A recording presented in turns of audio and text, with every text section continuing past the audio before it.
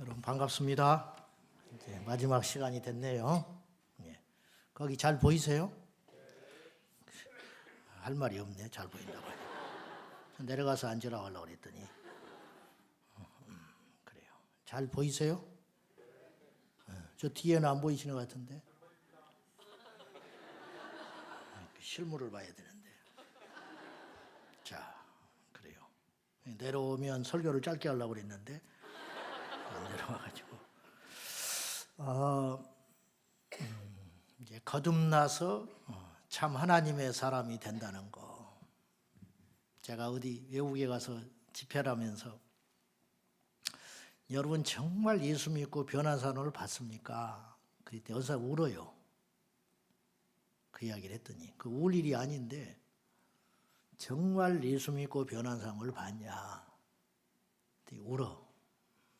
그 눈물에는 여러 가지 의미가 있다고 보는데 저 역시도 예수 믿는다고 하고 목사가 됐는데 아직 부족한 점이 너무 많죠. 근데 우리의 거듭남, 진짜 백이 그리스도인이 되는데 걸림돌이 되는 것이 뭘까? 첫째는 돈입니다. 여러분 돈이면 다냐? 그런 소리 하잖아요. 우리가 믿음으로 살고 영적인 것을 이야기하고 하니까 이 돈에 초월할 사람 같지만은 사실은 그렇지 않아요. 이 돈을 넘어서지 못하면 천국 못 가요. 예수님이 사복음서에서 말씀하신 비유들, 주제들 중에 굉장히 많은 부분이 경제적인 문제예요. 예, 경제적인 문제. 너희 물질이 있는 곳에 너희 마음이 있다. 그랬잖아요. 11절을 안 하는 사람은 내가 볼 때 믿음이 없는 사람이에요. 그러니까 한 달에 10,000원을 하든 50,000원을 하든 그러니까 95,700원 이런 11조가 굉장히 무서운 헌금인 거예요. 100만 원 이거보다 더 무서운 거예요. 100만 원을 하는 사람은 제대로 11조 안 하는 사람이에요. 사실은. 그 사람은 수입이 훨씬 더 많아요. 매달 200만 원. 어떻게 매달 200만 원을 벌 수, 2천만 원을 벌 수 있겠어? 딱 떨어지기 어렵거든. 근데 95,700원. 이거 95만 7천 원 번 거예요. 저는 여러분에게 뭐 11조를 해라 마라 그런 차원의 얘기가 아니라 이걸 못 넘어서면 예수님 못 만나요. 교회를 30년 다녔는데 어떻게 11조를 못 하냐고. 남편이 안 믿는다.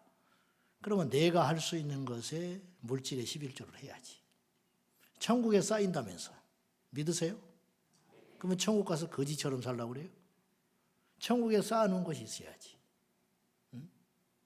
뭐 이런 거 저는 아주 싫어합니다. 뭐 건축원금 한답시고 옛날에 1,000만 원 손들고 500만 원 손들고 그런 차원을 강요를 하라는 게 아니라 왜 이렇게 물질이 중요하냐면 이걸 넘어서지 못하면 거듭난 게 아니에요.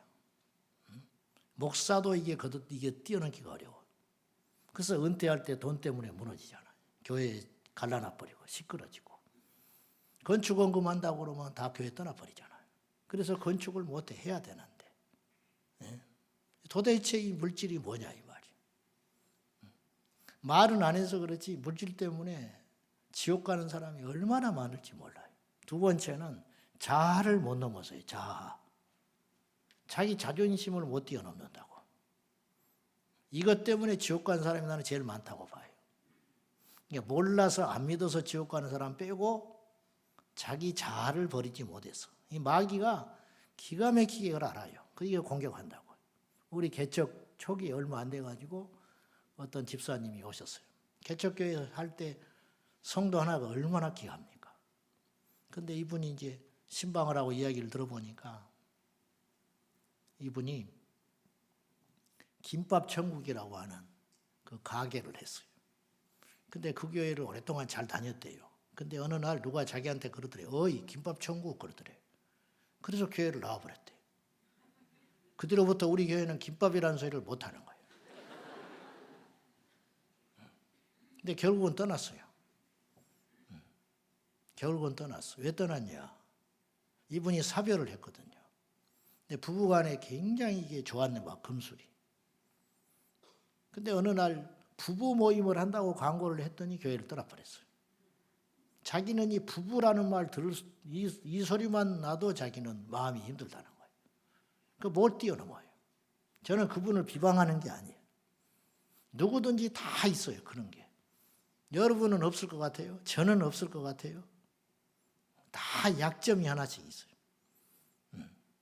이렇게 여러분들 그 생활에 어디다 가치를 두냐가 다르더라고요. 어떤 사람은 이 커튼을 그렇게 좋아하더만, 집에. 커튼 바꾸는 걸 그렇게 좋아해요. 어디 가면 그 그릇 싸는 걸 또 좋아하는 주부들이 있어요. 그릇. 네? 그런 거 있잖아요. 뭐 유명한 그릇들 막 그런 거. 그런 것도 재미 붙이는 사람이 있어. 또 그런 건 별 관심이 없고 먹는데 또 인생을 탕진한 사람도 있다. 맛집에 있는 뭐 저 전라도에 맛집 있다면 쫓아가요, 밤에. 어쨌든 다 가치를 어디다 두느냐에 따라 다른데 이게 이제 유독 그것에 약한 사람이 있단 말이에요. 다 있어요. 지렁이도 밟으면 꿈틀거린다고. 없는 사람은 하나도 없어요. 가진 자나 못 가진 자나 높은 자나 낮은 자나 남녀노소 할 것 없이 다 있어요. 하다못해 개도 자존심이 있어요. 개도. 집에서 키우는 개도. 그래서 뭐라 하면 삐집니다. 개도. 삐져가지고 갔다 오면 안 쳐다봐요. 그러는 법인데 우리가 이 자아를 뛰어넘지 못하면 믿음에 큰 걸림돌이 됩니다. 우리나라 그 조덕삼이라고, 조덕삼 이분이 장로인데 갑자기 생각이 안 나네. 저기 남해에 살던 종된 너무 가난해가지고 일제시대 때 굶어 죽게 생겼으니까 허기진 배를 잡고 걷다가 전라북도 김제까지 온 거예요. 김제평화.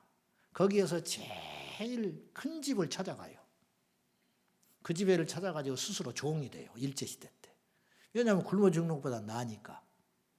그러니까 종이 됐는데 그 동네에 선교사가 복음을 전해가지고 똑같은 날 두 사람이 교회를 나가요. 주인 조덕삼하고 종하고.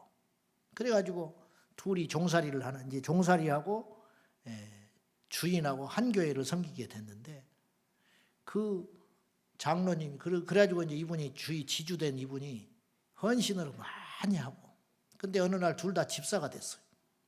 집사가 됐는데 장로 투표를 하는 날인데 종이 장로가 돼버렸어.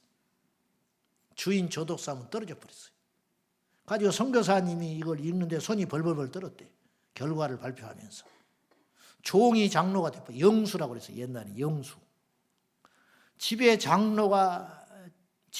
종이 장로가 돼버리고 주인은 떨어져 버렸으니 그래서 사람들이 전부 탄식을 했다는 거예요. 이제 큰일 났다.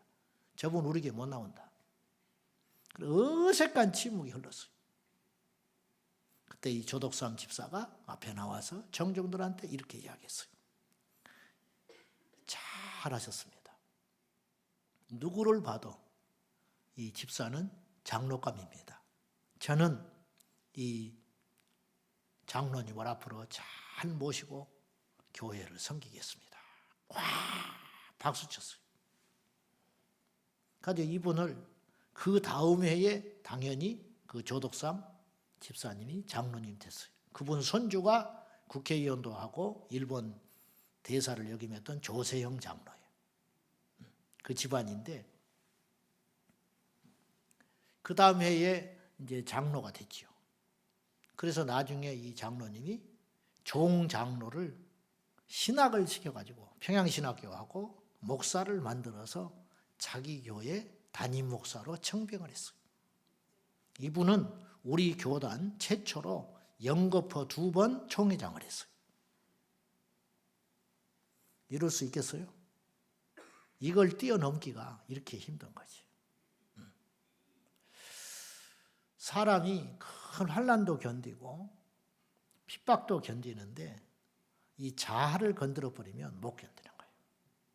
세 번째는요. 첫째는 뭘 초월하라고 그랬어요? 물질을 초월해야 돼요. 쉽지 않아요. 저도 말만 이렇게 쉽게 하지 너무너무 힘든 일입니다. 두 번째는 자아를 뛰어넘어야 돼요. 세 번째는 혈연을 뛰어넘어야 돼. 혈연. 성탄절 때 발표하는데 자기 집 애가 뒤에가 있으면 교회가 홀딱 뒤집어져요. 그래서 할 수 없이 앞뒤 번갈아 가면서 뭘 하는 거야.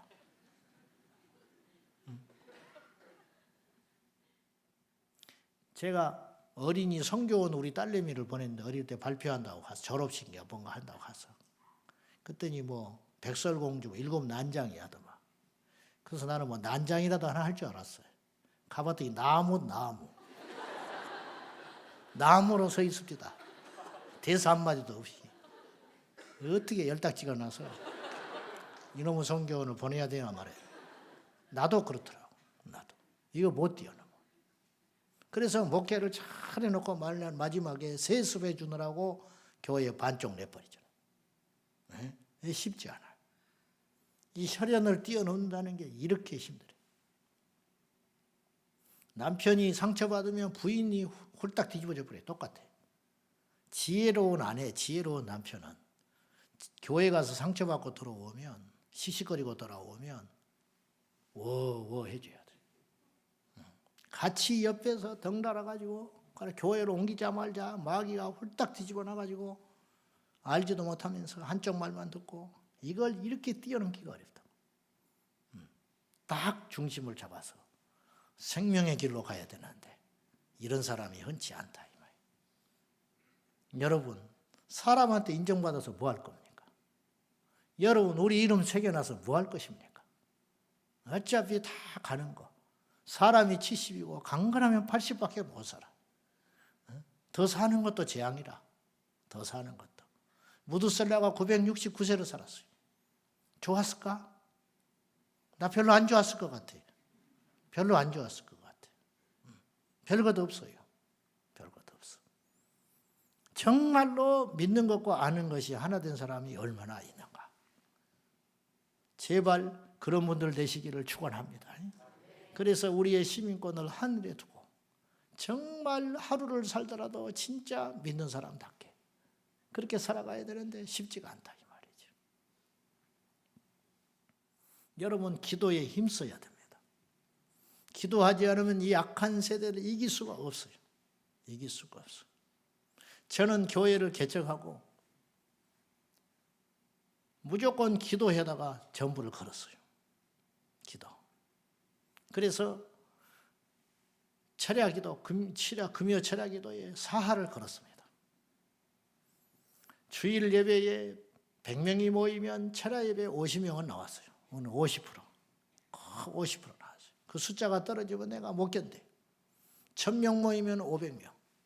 지금은 이제 50%가 안 돼요. 공간이 부족해서. 공간이. 그래서 좀 더 나와야 되는데. 그래서 이제 그러고 있는데 개척하고 얼마 안 돼가지고 제 입에서 앞으로 우리 교회에 중보기도자 사역자가 300명이 나올 것이다. 그때 교인들이 100명 모였어요. 교인 100명 모일 때 내 입에서 그런 말이 쑥 나와버렸어요. 근데 하나님이 그걸 들어주셔서 지금 우리 교회에 중보기도 사역자가 한 320명 있어요. 매일 기도 돌아갑니다. 저희가 코로나 오기 전에는 본당을 24시간 오픈해놨어요. 한 번도 불미스러운 일이 없었어요. 24시간 기도하라고 기도 음악을 틀어놓습니다. 근데 이제 저기 방송실에 그걸 시스템을 가동을 하면 너무 과열이 되니까 그 음악을 틀 수 있도록 전문 2개 스피커를 믹서기를 이용해가지고 24시간 망가져버릴 때까지 괜찮다. 저거 망가져도 되는 거. 그래서 계속 음악을 틀어놔요. 그리고 외부에서도 들어오고 가서 가면 항상 한두 명씩은 기도하고 있어요. 근데 이제 코로나 오는 바람에 문을 닫고 뭐 어쩌고 외부인 출입 어쩌고 이렇게 성가신 일이 생기면서 이제 지금은 12시까지. 그리고 이제 이성전으로 옮겨가면서 그 주변이 상가가 하나도 없어요. 그래서 이제 12시까지. 지금은 새벽기도 시작해서 12시까지. 항상 누군가 기도하고 있어요. 기도하는 사람이 적거나 없으면 내가 못 견뎌요. 내가 이렇게 사방팔방 돌아다니니까 기도하지 않으면 죽는 거예요. 기도하지 않으면. 우리 교회는 우리 지금 성도님도 와 계시지만은 본당에 수리할 일이 종종 생길 수 있어요. 수리를 못해요. 미안해서. 왜? 가면 누가 기도하다가 쫓겨나니까. 그래서 내가 어지간하면 본당에 불 켜는 것도 못 켜게 합니다. 그래서 기도의 분위기를 해치면 안 되니까. 부득불 공사하고 어려운 일이 생길 때는 미리 강구를 해가지고 본당에 출입을 막고 다른 장소에다가 그렇게 똑같이 환경을 만들어 놓고 기도할 수 있게. 어쨌든 기도가 끊어지면 안 된다. 어쨌든 죽기 살기로 기도해야 돼. 기도해야 우리가 승리할 수 있는 것입니다. 오늘 본문에서도 예수님이 말씀하신 거예요. 인자 앞에서도 이 모든 일을 능히 피하고 이 모든 일들은 누가복음 21장 서두에부터 말씀하신 마태복음 24장의 동일한 말씀인데 미혹이 일어나고 천재지변이 일어나고 적그리스도가 출현하게 되고 세상이 난리와 난리 가운데 그리고 질서와 도덕이 무너지는 이런 폐역한 세대가 열릴 것인데 이 모든 일을 분별하고 능히 피하기 위하여 항상 깨어 기도해라. 그 길밖에 없다라는 거예요. 기도해야 우리가 승리하는 것입니다. 기도하지 않으면 망해요. 기도하지 않으면. 이제 그래서 우리는 계속 기도를 하게 만들어요. 기도를 하게. 철야 때도 제가 출석 부릅니다. 출석. 집사님들 출석 부르고 권사들 출석 부르고 그래가지고 망신을 확 줘버려요. 안 나타나. 이번 주에 내일은 이제 안수 집사 출석 부른다고 내가 광고했어요. 그것도 갑자기 불러버리려다가 안수 집사들이 좀 현찮아요. 남자들이. 권사들은 갑자기 불러도 괜찮아요. 좀. 그래도 좀 출석률이 나. 그래도 내가 좀 체면 살려주려고 미리 광고해서 지난주에 내일 안수 집사 출석 부른다. 그러니까 와라 이 말이에요. 와라. 1월 중에는 이제 장로님들 출석 부를 거예요. 우리 교회 장로님이 시무 장로님이 7이고 외부에서 오신 분까지 한 50명 돼요. 50. 외부에서 온 분이 한 40명 돼. 그래서 이제 멀리 살고 이렇게 잘 못 와. 그래서 이제 이것도 체면 세워줘야 되니까 일주일 전에는 광고를 하려고 그래. 또 이번 주 금요일 날 장로님들 출석 부르니까 알아서 하시오. 이제 그러려고 그래. 그러면 출석을 뭐하러 또 출석 부르면 좋아해요. 속도 없이. 좋아해 출석 부르면.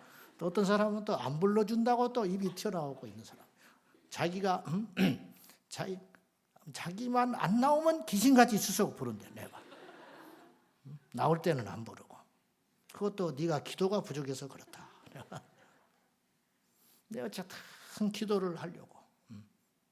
우리 청년들은 철야 끝나면 올라가서 또 2-3시간씩 또 기도합니다. 밤 12시에.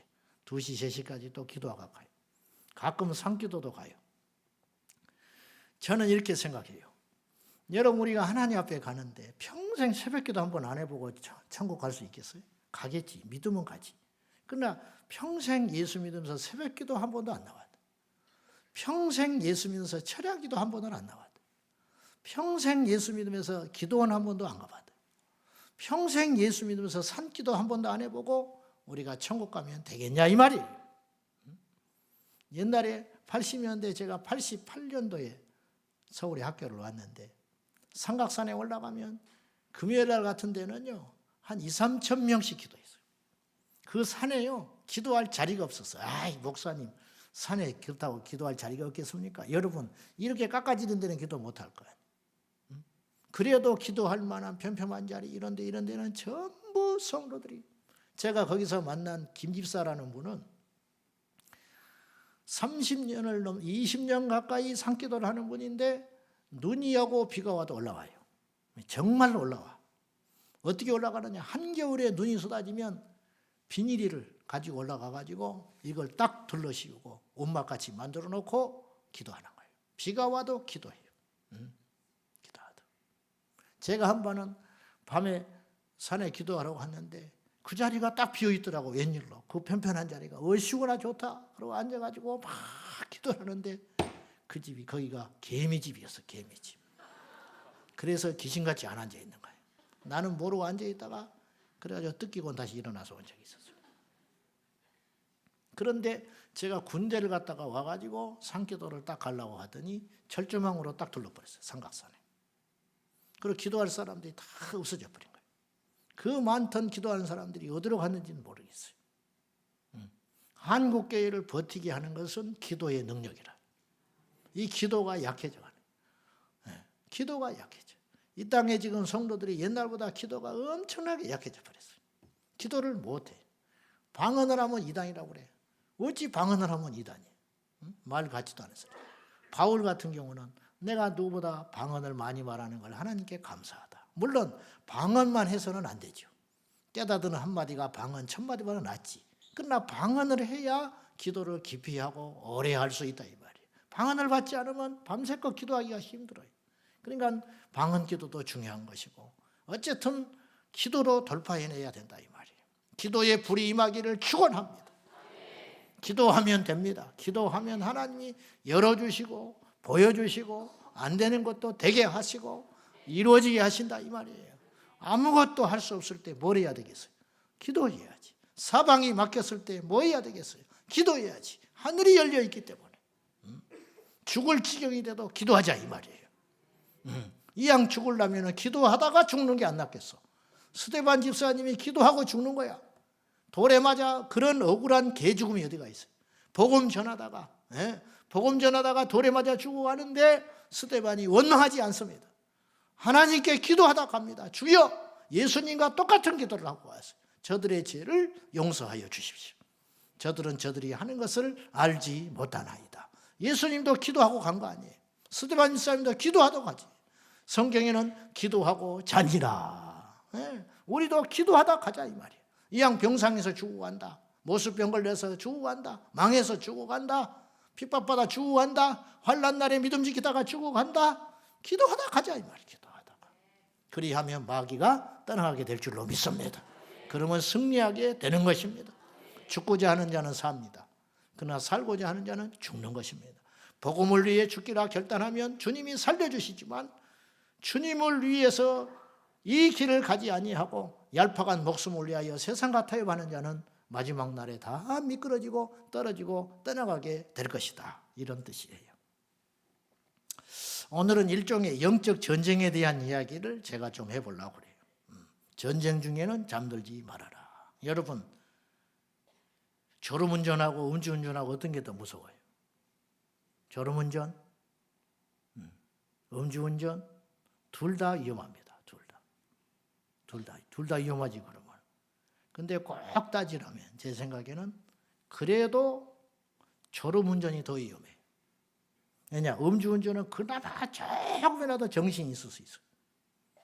졸아버리면 아무 대책이 없는 거예요. 파수꾼이 잠을 들어버렸다. 전쟁에 실패하는 거예요. 믿는 자들이 깨어있지 않고 잠을 잤다. 여기서 깨어있다라는 말은 기도한다는 말이에요. 분별한단 말이에요. 분별. 이 시대가 어떻게 돼가는가. 지금은 세상이 어떻게 돌아가는지도 몰라요. 제가 한날 똑같은 카톡을 받은 거예요. 한날. 그 시간에. 한 5분 차이로 카톡이 2번 들어왔어요. 어떤 사람이 나한테 카톡을 딱 보냈어요. 딱 보니까 외제차 전시장에서 사진을 딱 찍어서 보냈어요. 그래서 속으로 나한테 사주려고 그러나? 골치 아프다 나 이거 못하는데 내가 이거 타고 다니면 욕먹는데 혼자 김치국 마신 거예요. 혼자. 그리고 났더니 뒤에 문자가 돌아왔어요. 목사님 나 죽기 전에 이거 한번 타보고 죽으려고요. 어떻게 열받아가지고. 이 사람은 기껏 죽기 전에 소원이 외제차 타고 죽는 거예요. 답을 안 해버렸어요. 내가 웬만하면 상처 줄까 봐 예라고도 합니다. 이모티콘이라도 하나 보내줘. 카톡을 보내면. 지금까지 안 보내버렸어요. 열받아서. 어떻게 답답해. 이게 예수 믿는 목적이 외제차 타다가 죽는 것입니다. 이게 뭐냐 도대체. 이런 정신머리를 가지고 마귀를 어떻게 이기고 세상을 어떻게 이기고 이 정도 수준을 가지고. 조금 있으니까 5분 있다 카톡. 캐나다에서 내가 아끼는 후배 목사가 카톡에 띡 들어왔어요. 목사님 기도해 주십시오. 무슨 내용인가 봤더니 캐나다는 100만 명씩 동성애 집회를 합니다. 동성애 퍼레이드. 내일 그날이야. 내일. 그런데 목사님 이번에 저와 우리 교회가 또 나갑니다. 한 20, 30명이 나와요. 그래가지고 영어로 피켓을 만들어가지고 예수를 믿어라. 동성애는 죄악이다. 회개하고 주께로 돌아와라. 이걸 들고 가서 자기들이 서 있는 거예요. 해역마다. 그 전에는 어떻게 그거 뺏겨버리고 다 찢어버리고 침뱉어버리고 막 죽인다고 협박당하고 올해도 이거 나가는데 목사님 기도해 주십시오. 눈물이 팍 나는 거예요. 어떻게 한날 한시에 어떤 사람은 이런 생각을 하고 어떤 사람은 이렇게 생각할 수가 있을까? 여러분은 어떤 사람들이에요? 지금 이 세상이 어떻게 가는지 아세요?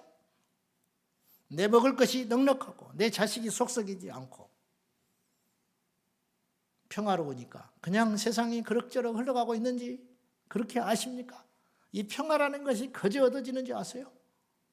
이 신앙의 자유라는 것이 거저 얻어지고 있는 줄 아세요? 우리 선조들이 피 흘려서 생명을 걸고 복음을 전해주었고 이 복음을 지켜냈기 때문에 오늘 우리가 이 자리에 있는 것이에요. 우리는 다 복음의 빚진 자예요. 저는 친구 22명한테 빚을 졌어요. 22명이 나한테 세 차례 복음 전도해줘서 내가 예수 믿게 됐다고 첫날에 말하지 않았습니까? 여러분도 누군가가 복음을 전해줬다고 해요. 이 땅에 암흑천지 조선 땅에 1885년부터 선교사들이 와서 피 흘려준 거예요. 도마스 선교사님 대동강변에 와서 27살에 도착하자마자 성경책 던져주고 제너럴 시어머너 타고 와가지고 모래톱에 빠져가지고 끌어내려가지고 그 자리에서 목이 잘려서 죽고 말았어요. 그 목을 자른 박영환이라는 그 포졸이 예수 믿고 그가 남겨놓은 성경책을 들고 가져갔다가 집에 보관했는데 그 조카가 그 성경책을 가져가서 읽다가 예수 믿어가지고 자기 집이 교회가 되고 이런 놀라운 역사를 통해서 그 복음의 역사가 지금 우리에게까지 온 거예요. 우리는 복음의 빚을 졌어요. 절두산 유적지에 가면 그 무명의 크리스찬들 그런 분들이 피 흘리고 미국에서 처녀의 몸으로 한국 땅에 와가지고 일주일 만에 죽은 사람이 있었어요. 풍토병 걸려가지고 수개월을 배 타고 시달리고 와가지고 한국 땅에 와서 열병 걸려서 죽어버린 사람이 있었어요. 일주일 만에. 그 무덤이 있어요. 그 피로 그들이 우리에게 무슨 피가 섞였어요. 무슨 대단한 지위를 보장해 주기를 했어요. 하나님께서 그 마음들을 감동시켜가지고 움직여가지고 조선 땅, 이 지구상에 어디 박혀 있는지도 모르는 중국에 와서 우연찮게 조선을 알게 되고 토마스 선교사도 조선으로 온 거예요. 조선을 오려고 해서 온 것도 아니에요. 하나님의 뜻이 계시니까 와서 성교에 피를 흘려주시고 복음의 씨앗을 뿌려주시고 젊은 날에 요절하고 죽고 목 베어 죽고 그 복음의 씨앗으로 인하여 오늘 우리가 이 자리에 있는 것이에요. 이제 우리가 이 피를 흘려야 우리 후대가 있다 이 말이죠. 우리가 싸워내지 않으면 우리 후대가 없는 거예요. 네. 좋다 하고 있을 때가 아니라는 거예요. 지금 영적으로 얼마나 우리가요 매끈매끈하고 집이 넓어지고 좋은 차에 이렇게 따뜻하고 시원하고 백화점에 가면 먹을 것이 넘쳐나고 화려한 조명 아래 이렇게 휘황찬란하게 살아가니까 영적인 위기를 못 느끼는가 모르겠지만 지금 영적으로 얼마나 이 세대가 악해지고 배역해지고 하나님을 대적하고 있는지 아냐 이 말이에요. 혼합주의, 종교다원주의. 제 학교 다닐 때만 해도 에큐메니칼 운동을 에큐메니칼. 이게 뭐냐? 상대 종교를 인정하자. 뭐 이 정도. 혹은 교단끼리 연합하는 거. 그러더니 나중에 보니까 다원주의라는 게 나왔어요. 다원주의. 다원주의라는 말 자체가 말이 안 되는 모순적 단어예요. 마늘 따위 으뜸은 어떻게 으뜸이 많아요? 이론주의라면 모르지만은 어떻게 답이 여러 개일 수가 있냐고. 어떻게 진리가 여러 개냐고. 어떻게 다원주의라는 말이 나올 수가 있느냐고요. 말이 안 되는 소리예요. 모순된 거예요. 1등이 어떻게 여러 명이냐고. 어떻게 길이 여러 길이에요. 길은 오직 예수 길밖에 없는 것이지. 하나밖에 없어요. 하나밖에. 그런데 엉뚱한 소리를 하는 거예요. 그래서 타종교에도 구원이 있다. 그래서 불교에도 구원이 있다. 감리교의 변선한 학장 같은 사람은 죽었지만은 이 사람은 이렇게 망발을 일삼았어요. 세상의 학장, 신학대학 학장이라는 사람이 무슨 망발을 했느냐. 예수의 피나 돼지 피나 똑같다. 불교에도 구원이 있다. 이따구 소리하고 죽었어요. 이게 외부에 있는 적은 분별하기가 쉬워요. 근데 그 추종자들이 또 생겼어요. 그래서 학파가 생긴 거예요. 그 밑에서 목사가 돼서 나와요. 그러니까 강단에 서서 천국 지옥을 말을 못하는 거야. 사람은요, 속에 있는 게 나오는 거예요. 속에 있는 게. 믿어지지 않으니 말을 못하는 거예요. 웃음이 나와서 말을 못하지. 천국과 지옥은 반드시 있습니다. 사람은 죽음으로 끝나지 않아요. 예수님이 다시 이 땅에 오십니다. 믿지를 않는 거예요. 믿지 않으니까 말을 못해. 우리 신학할 때, 기숙사에 총각대 살 때 층층마다 다리미판이 있어요. 그러면 토요일 날이면 전도사라고 또 전부 옷 데리고 줄 서 있어요. 옷 데려서 그 다음날 차례 입고 이제 전도사로 가는 거예요. 기숙사에서 가방 들고. 토요일 날이면 옷 데린단 말이에요. 근데 이게 옷을 데리려고 줄 서 있었는데 내가 잊지도 못해. 그 다음날이 부활주일이었어요. 그 다음날이 부활주일인데 내 앞에 있는 친구가 옷을 다리고 나오면서 느닷없이 나를 보더니 친구야, 왜? 너는 부활이 믿어지냐? 그래. 난 이제 그런 질문을 처음 받은 거예요. 부활이 믿어지니? 그래서 믿어지지. 그럼 예수님 부활하셨지. 그랬더니 나를 일끄머니 쳐다보면서 고개를 푹 숙였어요. 나는 안 믿어져. 그래서 너무 괴로워. 그 다음 날이 부활주일인데 애들 앞에 가서 부활을 설교해야 될 거 아니에요. 믿어지지 않는데 설교를 하려니까 미쳐버렸다는 거예요. 결국 그 친구는 중퇴했어요. 그리고 목회를 안 했어요. 믿어지지 않으니까 말을 못한다. 이제 다원주의 시대가 지나서 앞으로는 보십시오. 이제 종교 통합운동이 일어난다. 모든 종교를 연합시키고 통합시켜가지고 하나의 종교를 만들겠다. 싸우지 말자. 그럴듯하지. 저는 그 전에 우리 주님이 오실 걸로 봅니다만은 지금 시대가 이렇게 흘러가고 있다 이런 뜻이에요. 야금, 야금, 야금. 기도하지 않으면 이걸 분별해서 이겨내기가 쉽지 않은 시대에 우리가 살고 있다. 이런 뜻입니다. 사회적으로는 어떻습니까? 이런 말할 것도 없지요. 지금 이 세상이 어떻게 흘러가고 있는지 아시냐 이 말이에요. 포괄적 차별금지법이 뭔지 아십니까? 이것이 만약에 이 나라에서 통과되면 어떤 일이 벌어지는지 알고 계십니까? 사람이라는 건요, 짐승과 달리 미래를 예측하는 능력을 갖고 있어야 돼요. 아, 지금 이렇게 하면. 그래서 예수님도 분별에 대해서 이야기하셨어요. 야, 밤에 그 전날 하늘이 불구스름하고 그러면 그 다음날 날이 밝다. 근데 아침에 붉고 흐리면 비가 온다. 똑같이 하늘이 붉은데 저녁에 붉으면 그 다음날 날이 좋고 아침에 붉으면 그날은 날씨가 흐르더라 이 말이에요. 너희들이 이것은 천지는 잘 분별하거늘 어찌하여 시대의 표적은 알지 못하느냐. 단식하신 거예요. 예수님. 깨어있지를 못하는 거예요. 어리석은 부자처럼. 어리석은 부자는 엉뚱하게 깨어 있었어요. 경제적으로만 발전해 있었어요. 그래가지고 그렇지 않아도 부자인데 소출이 넘쳐났어요. 야, 지금 소출하는 걸 보니까 지금 갖고 있는 창고 갖고는 택도 없이 부족하다. 지금 지어놓지 않으면 이 아깝게 힘써서 모은 이 소출을 그냥 버리게 됐구나. 그래서 창고를 더 지어야겠다. 그때 주께서 말씀하시기를 어리석은 자여 오늘 밤에 네 영혼을 내가 택하면 네 영혼이 어찌 될 것 같으냐. 우리가 지금 그렇게 살아가고 있는지 몰라요.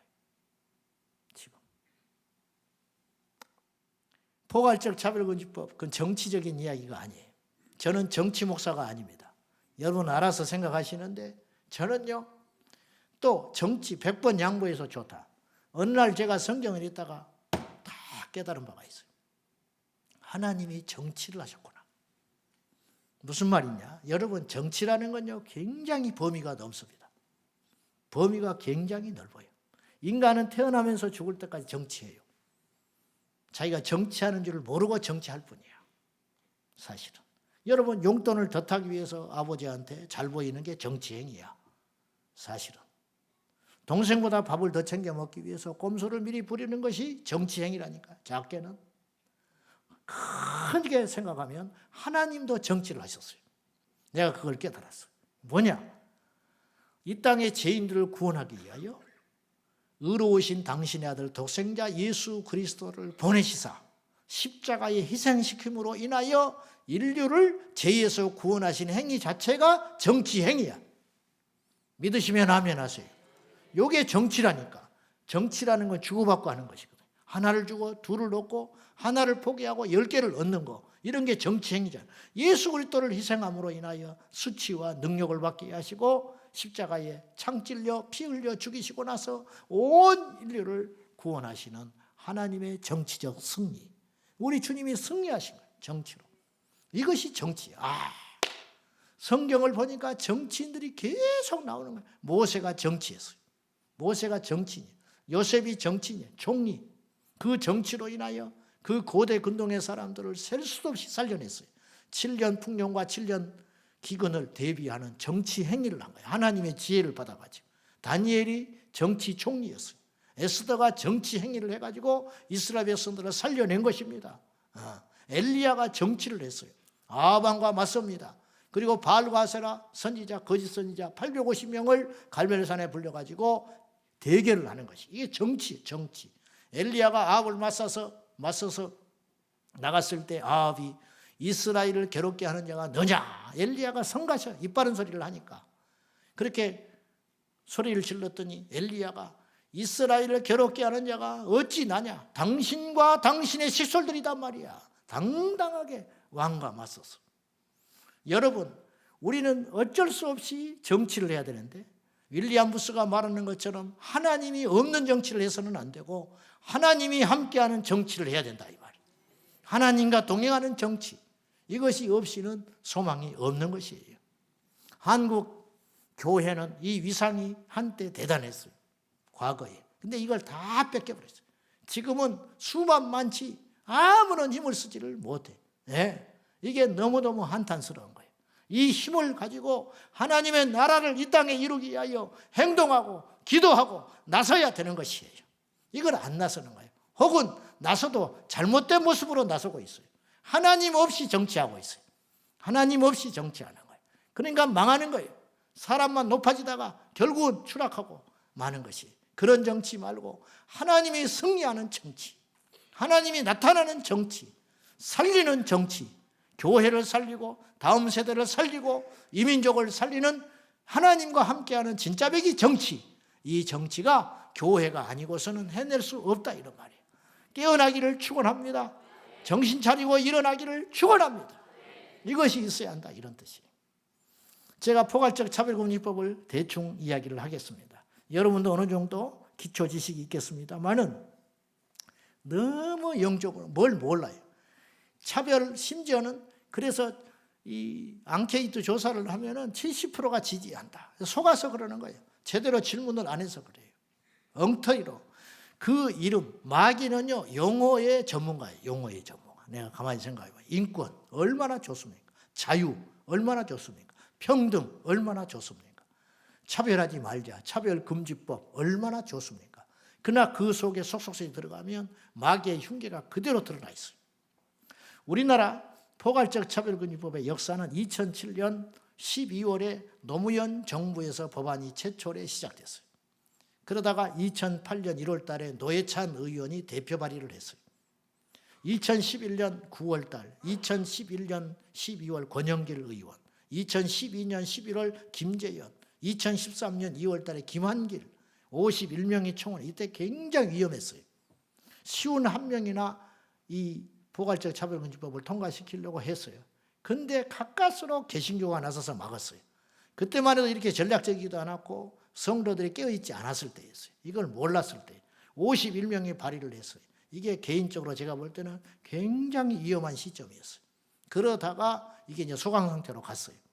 그러면서 이제 코로나가 시작된 그때 시점에 2020년 6월 달에 장혜영 의원이 차별금지 법안을 발의를 했습니다. 이어서 2021년 6월 달에 이상민 의원이 평등에 관한 법률안 외 23명이 발의를 했는데 얘기를 한번 보십시오.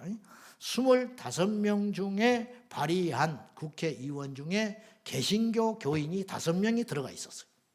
이렇게 영적으로 멍청한 것들이래. 무지한 거예요. 교회의 책임이 크다 이 말이에요. 제대로 가르쳐주질 않으니까. 남인순, 윤미향, 양이원영, 진선미, 김홍걸 이 사람들이 개신교 교인 플러스 천주교인 11명 도합 16명이 소위 말하는 기독교인. 적어도 남들은 그렇게 해도 예수 믿는 사람들은 이 법이 얼마나 잘못된 법인지는 알고 대비를 해야 할 거 아니에요. 이렇게 무지하다 이 말이에요. 2021년 8월에 박주민 이 사람이 평등에 관한 법률안을 또 제안을 했어요.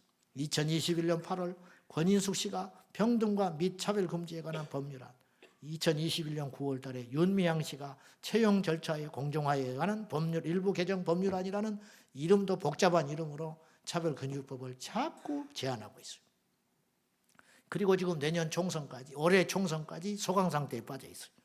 저는 총선 이후를 걱정을 하고 있어요. 지금은 함부로 경거망동을 못하지, 누구든지. 우리 교회를 건드리지 않기 위해서, 표 떨어질까 봐. 그러나 이 다음에는 또 발톱을 드러낼 수 있다 이 말이죠. 그러면 여러분이 질문을 할 거예요. 목사님, 포괄적 차별금지법이 뭐길래 그렇게 핏대를 세우면서 그렇게까지 흥분을 합니까? 동성애 하나면 되지. 또 동성애를 한다 한들 놔두시라고. 동성애를 하든지 말든지 에이즈 걸리든지 말든지 우리만 안 하면 되고 내 자식만 안전하면 될 것이 아닙니까? 문제는 이거예요. 법이라는 것이 얼마나 무섭냐. 자, 옛날에도 동성애자는 있었죠. 동성애자는 역사가 엄청 길어요. 우리나라도 동성애자가 있었어요. 우리 어릴 때도 있었어요. 그런데 문제 남색하고 여색하는 사람이 있을 수 있지. 그러면 예나 지금이나 앞으로도 있다 이 말이죠. 문제는 그런 사람도 있고 그렇지 않는 사람도 있다. 그러면 그런 사람은 그런 대로 살아가되 그렇지 않는 사람들이 자기를 지키기 위해서, 자기 자녀를 지키고 자기 안전을 지키기 위해서 그건 죄니까 하지 마라. 이렇게 말할 수 있는 입을 열어놓게 해라 이 말이에요. 그건 자유 아닙니까? 자유민주주의 국가에서. 근데 그렇게 말하면 벌을 내리겠다는 거예요. 이게 포괄적 차별금지법이에요. 여러분, 차별과 구별은 다른 문제입니다. 급기야 어디까지 갔냐? 이게 차별을 금지한다고 하는 것이 어디까지 가게 되냐면 지금 아직 법으로는 안 만들어졌지만 무슨 말까지 오고 가고 있는가 하면은요. 여러분, 고등학교 졸업한 사람이나 대학 졸업한 사람하고 급료가 차이가 나지요. 직장에서 차이가 날 것 아닙니까? 그러니까 이것도 문제라는 거예요. 그래서 똑같이 해야 된다. 그렇게 이야기를 해요. 그럼 뭐하러 대학을 갑니까? 그럼 우리나라는 어떻게 되겠어요? 우리나라가 석유 한 방울이 납니까? 자원 있기를 합니까? 오직 지식산업으로 여기까지 가는 거야. 근데 전 국민을 바보 만들면 되겠어요? 이것이 포괄적 차별금지법. 포괄적 차별금지법은 단순히 종교적인 문제만이 아니에요. 동성애만의 문제가 아니라고요. 경제, 사회, 정치, 문화, 영화, 산업, 문학, 뭐 교회는 말할 것도 없고 온 나라 모든 영역에. 그래서 우리나라에 인권위원회라는 것이 있어요. 국가인권위원회. 국가인권위원회는 옥상 옥이에요. 관여 안 하는 것이 없어요. 모든 영역에 걸쳐서 관여를 해요. 국방, 정치, 금융, 심지어는 용산 청와대까지 관여를 해요. 뭐 누가 차별당했다, 누가 인권 뭐 무시당했다, 그러면 뭐 여지없이 치고 들어가가지고 그래가지고 동성애자고 군대도 안 간 사람이 군 인권위원장이 있어요. 이 사람이 국방부 장관을 앞에 놓고 호통을 치는 장면이 전국의 방송에 나갔어요. 우리나라가 이런 나라가 돼버렸어요. 군대도 안 간 새파란 동성애자가 국방부 장관을 앞에 놔두고 인권을 들먹거리면서 호통을 쳤어요. 그리고 변희수 하사라는 사람이 성전환 수술을 했어요. 남자인데 여자 수술을 한 거야. 그래가지고는 국방부에서 이 사람을 받아주지 않았어요. 근데 이 사람은 뭐냐? 내가 여군으로 복무할 수 있게 해달라고 청원을 했어요. 입대할 때 남자였지만 내가 성전환 수술한 다음에 여군이 됐으니까 나는 여자로 근무하고 싶다. 국방부에서는 원칙이 어긋난다. 너를 처음에 받아들일 때는 남자 군인으로 받아들였는데 이제 여자가 됐으니 받아들일 수 없다. 그래서 법적으로 가서 이겼어요. 이겼잖아. 그랬더니 난리가 났어요. 응? 어째 또 의로운 사람이 나타나가지고 응? 그래가지고는 그가 쓸쓸히 자살하고 말았어. 나는 묻고 싶어. 그렇게 그 사람을 앞세워서 이득을 챙기고 홍보하고 선전했던 그 사람들이 그가 쓸쓸히 홀로 몇 날 며칠을 괴로워하며 죽을 때 당신들은 어디에 있었냐 이 말이. 그리고 죽고 나니까 또 막 나타나가지고 표국을 하려고 대통령 후보란 사람이 나타나가지고 그 영정사진에 가서 울먹거리면서 그런 위선적이고 거짓된 이게 다 마귀가 구축해 놓은 것이라는 거예요. 제 이야기를 누구를 비난하거나 정치 이야기로 들으면 안 돼요. 여러분은 영의 눈을 뜨고 분명히 봐야 됩니다. 우리는 야당도 아니고 여당도 아니에요. 우리는 예수당이에요. 우리나라는 진보와 보수가 이렇게 치열하게 피터지게 싸우는데 이것도 마귀가 원하는 거예요. 그 사이에서 웃고 있어요. 우리는 누구를 미워하지 않은 게 아니에요. 그러나 여러분 사랑이 되려면 진리가 있어야 되는 거예요. 진리가 빠진 사랑은 사랑이 아니에요. 그래서 고린도전서 13장에도 사랑은 진리와 함께 기뻐하며 불의를 기뻐하지 아니한다 그랬어요. 이것이 되지 않고는 안 된다 이 말이에요. 여러분 예수님도 싸우셨습니다. 무엇에 대하여 싸웠느냐? 사람과 싸우지 않았습니다. 빌라도와 싸우지 않았습니다. 정치 권력과 싸우지 않았습니다. 가룟 유다가 착각한 거지요. 예수님을 이용해 가지고 유대 사회를 독립시키고 자기가 한 자리 해먹으려고 한 사람이거든. 크게 오해한 거예요. 이 사람은 젤로 땅 출신이거든요. 민족 해방주의자.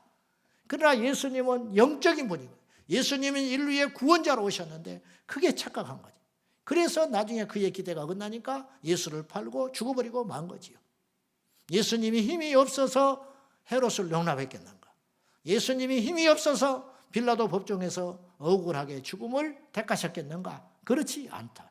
예수님이 가난의 문제를 해결할 능력이 없어서 그 시대도 가난해서 죽어가는 사람이 있을 것이고 나라가 없이 이스라엘이 그때 로마의 압제 가운데 있었잖아요. 해방운동 하지 않았어요. 이건 정치의 이야기가 아니라는 거예요. 제가 하는 말은. 영적으로 생명운동을 해야 된다. 살린 운동을 해야 된다 이 말이죠. 악한 마귀가 하는 일은 요한복음 10장 10절에 말한 것처럼 도적이 오는 것은 도적질하고 죽이고 멸망시키려 한다. 딱 마귀가 하는 짓이에요. 우리 영혼은 도적질이에요. 우리를 멸망시켜요. 그리고 결국은 우리를 죽이는 거예요.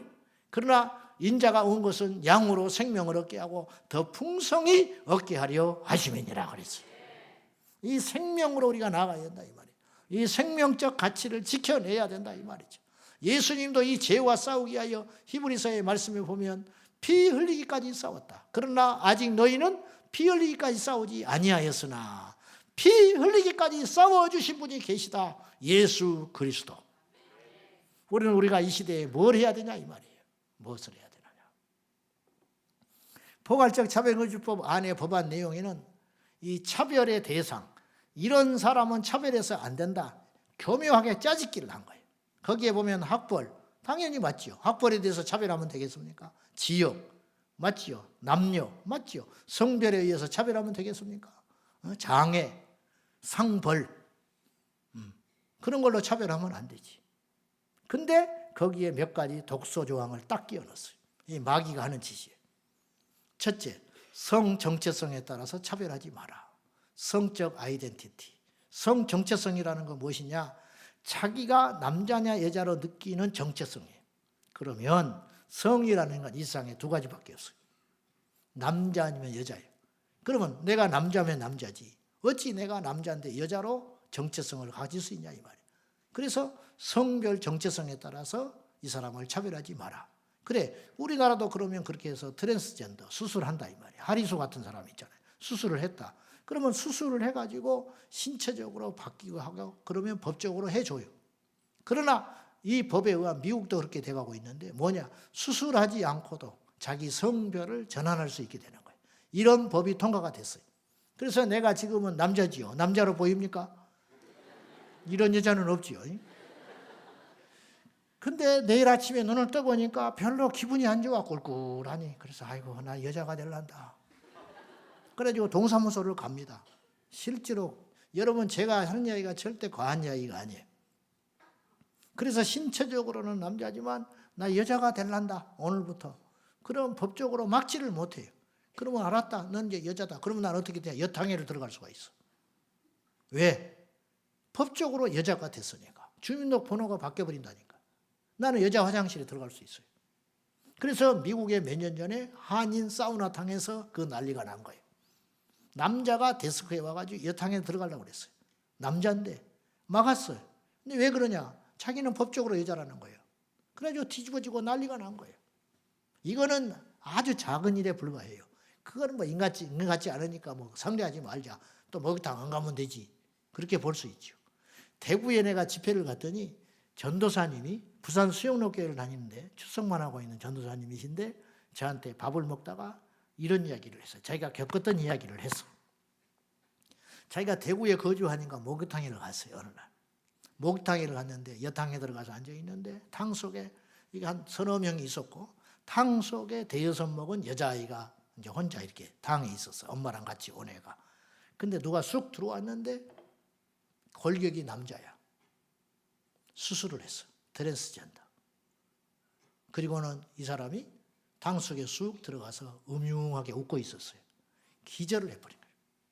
거기 있던 사람들이 기절해버렸어요. 그래가지고 그 아이를 엄마가 안고 나왔는데 이 전도사님도 그러니까 거기에 있는 사람들이 전부 소리 지르고 나와버렸지. 나왔는데 이 전도사님이 어떻게 탕에서 나왔는지 기억이 안 나. 너무 놀려버려가지고. 그러니까 집으로다가 교통사고가 나버렸어요. 너무 놀려가지고. 그 목욕탕은 망해버렸어요. 소문나서. 누가 갑니까? 이건 아무것도 아니에요. 이 시대에 미칠 파급과 영향력이라는 거 엄청납니다. 목사님이 사무 간사를 하나 구해야 되는데 이력서를 받아봤더니 신천지, 불교신자. 쓸 수 있어요? 불교신자? 불교신자를 사무간사로 앉혀놓으면 복잡합니다. 염주 돌리고 앉아 있을 거 아니에요. 그 꼴을 어떻게 봐? 안 쓰지요, 당연히. 안 썼더니 밖에 나가서 고발을 해버렸어. 차별받았다. 나는 비록 불교신자지만 여의도 침례교에 가서 일하고 싶다. 내가 뭐가 부족하냐? 응? 지적 능력이 떨어지냐? 학벌이 부족하냐? 신체에 문제가 있냐? 나는 딱 여기 일할 수 있는 사람이다. 근데 단지 불교신자라는 이유로 나를 여기서 받아주지 않았다. 제소합니다. 그러면 재판해야 됩니다. 재판해야 돼. 이길 수도 있고 질 수도 있겠죠. 그거 졌다. 한 건이라도 졌다. 우리나라 교회에서. 그럼 모든 교회는 이제 이단의 밥이 되는 거예요. 그래서 이단들이 차별금지법을 그렇게 통과시키려고 난리 법석을 떠난 거예요. 신천지가 딱 와서 앉아. 요새는 숨어 앉아 있죠. 요새는. 이제는 딱 드러내놓고 신천지라고 와서 앉아 있어. 그러면 신천지가 나가시오. 나 차별당했다. 모욕당했다. 고발해버려요. 그러면은 벌금 맞습니다. 여러분 이게 과한 이야기라고 여겨지십니까? 지금 서구 사회가 그렇게 몸살을 앓고 있습니다. 영국 노방전도 못합니다. 제가 영상에서 봤어요. CGN에서 방영된 거. 영국의 전도자가 성경책 들고 전도하다가 고발을 해가지고 뒤로 수갑 채워가지고 땅바닥에 무릎 꿇혀가지고 경찰이 잡아가요. 이 사람이 울먹거리면서 내가 뭘 잘못했냐. 나에게 그리고 성경책 압수당했어요. 성경책을 나에게 돌려다오. 공공장소에서 성경책 읽으면 안 됩니다. 차별이에요. 혐오. 그러나 무슬림 기도처는 갈수록 늘어나고 있어요. 이런 세상이 됐어요. 우리나라는 너무너무 쉽게 무너질 것입니다. 2000년 역사를 가진 서구 기독교 국가도 무너졌어요. 저는 무너졌다고 봐요. 미국도 더 이상 기독교 국가 아니에요. 아시죠? 무슨 말인지? 제 아는 분이 한 7, 8년, 한 10여 년 전에 미국에서 수십 년 동안 기반 닦고 살다가 한국으로 귀국해버린 분이 있어요. 다시 역으로 다시 돌아와 버렸어요. 왜 그런지 아십니까? 이분이 어느 날 미국의 카페에 앉아가지고 성경을 읽었어요. 이 사람이 큐티 많이 하시는 분이에요. 성경을 읽고 큐티를 하려고 성경책을 이렇게 펴고 있는데 지나가는 사람들이 싸하게 자기를 쳐다봤어요. 공공장소에서 성경을 읽네? 그러면서 잡아 죽일 듯이 쳐다보고 있었어요. 그 눈초리, 미국이 다 끝났구나. 그리고 대한민국으로 돌아와 버렸어요. 이분이. 끝났어요. 아까 제가 말했어요. 성별 정체성, 성 정체성에 따라서 차별하지 않는다. 그 다음에 성적 지향, 성적 취향이라고 생각하면 돼요. 성적으로 남자는 여자에게, 여자는 남자에게 끌리게 하나님께서 만드셨어요. 근데 성적으로 끌리는 대상이 다르다 이 말이에요. 남자인데 남자를 좋아한다. 여자인데 여자를 좋아한다. 혹은 양성애자 둘 다 좋아한다. 둘 다. 예. 이게 양성애자. 이런 거죠. 이런 것에 따라서 차별하지 마라. 그럼 목사님 차별 안 하면 되죠. 그래, 누가 차별했냐고 말해 지금까지. 동성애자라고 해서 전철을 못 합니까? 동성애자라고 해서 병원에를 못 갑니까? 동성애자라고 해서 학교에서 안 받아주기를 합니까? 차별 없잖아요, 우리나라는. 근데 왜 이 법을 만들려고 하느냐? 정상적인 사람들의 입을 막아버리려고 하는 거예요. 얼마나 지금 무지한지, 이 문제에 대해서 아무것도 모르는지. 성적 지향 그랬잖아요. 그랬더니 성적이라고 읽은 사람이 있어서 성적. 실제로 나는 그 소리를 들었어요. 아, 성적에 따라서 사람을 차별하면 안 되지. 성적 지향인데 성적 지향이라는 말을 못 알아들어.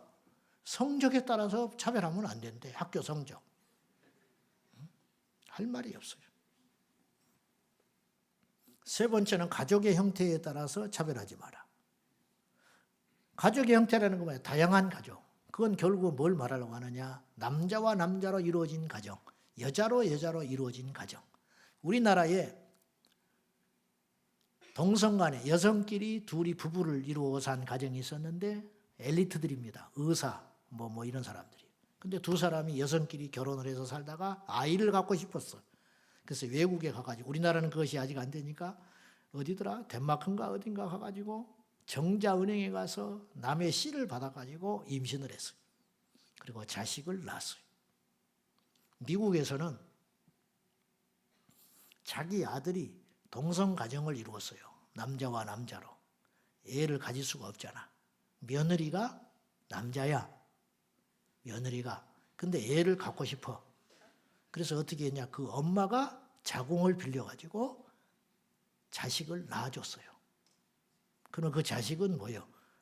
자식이야, 손주야.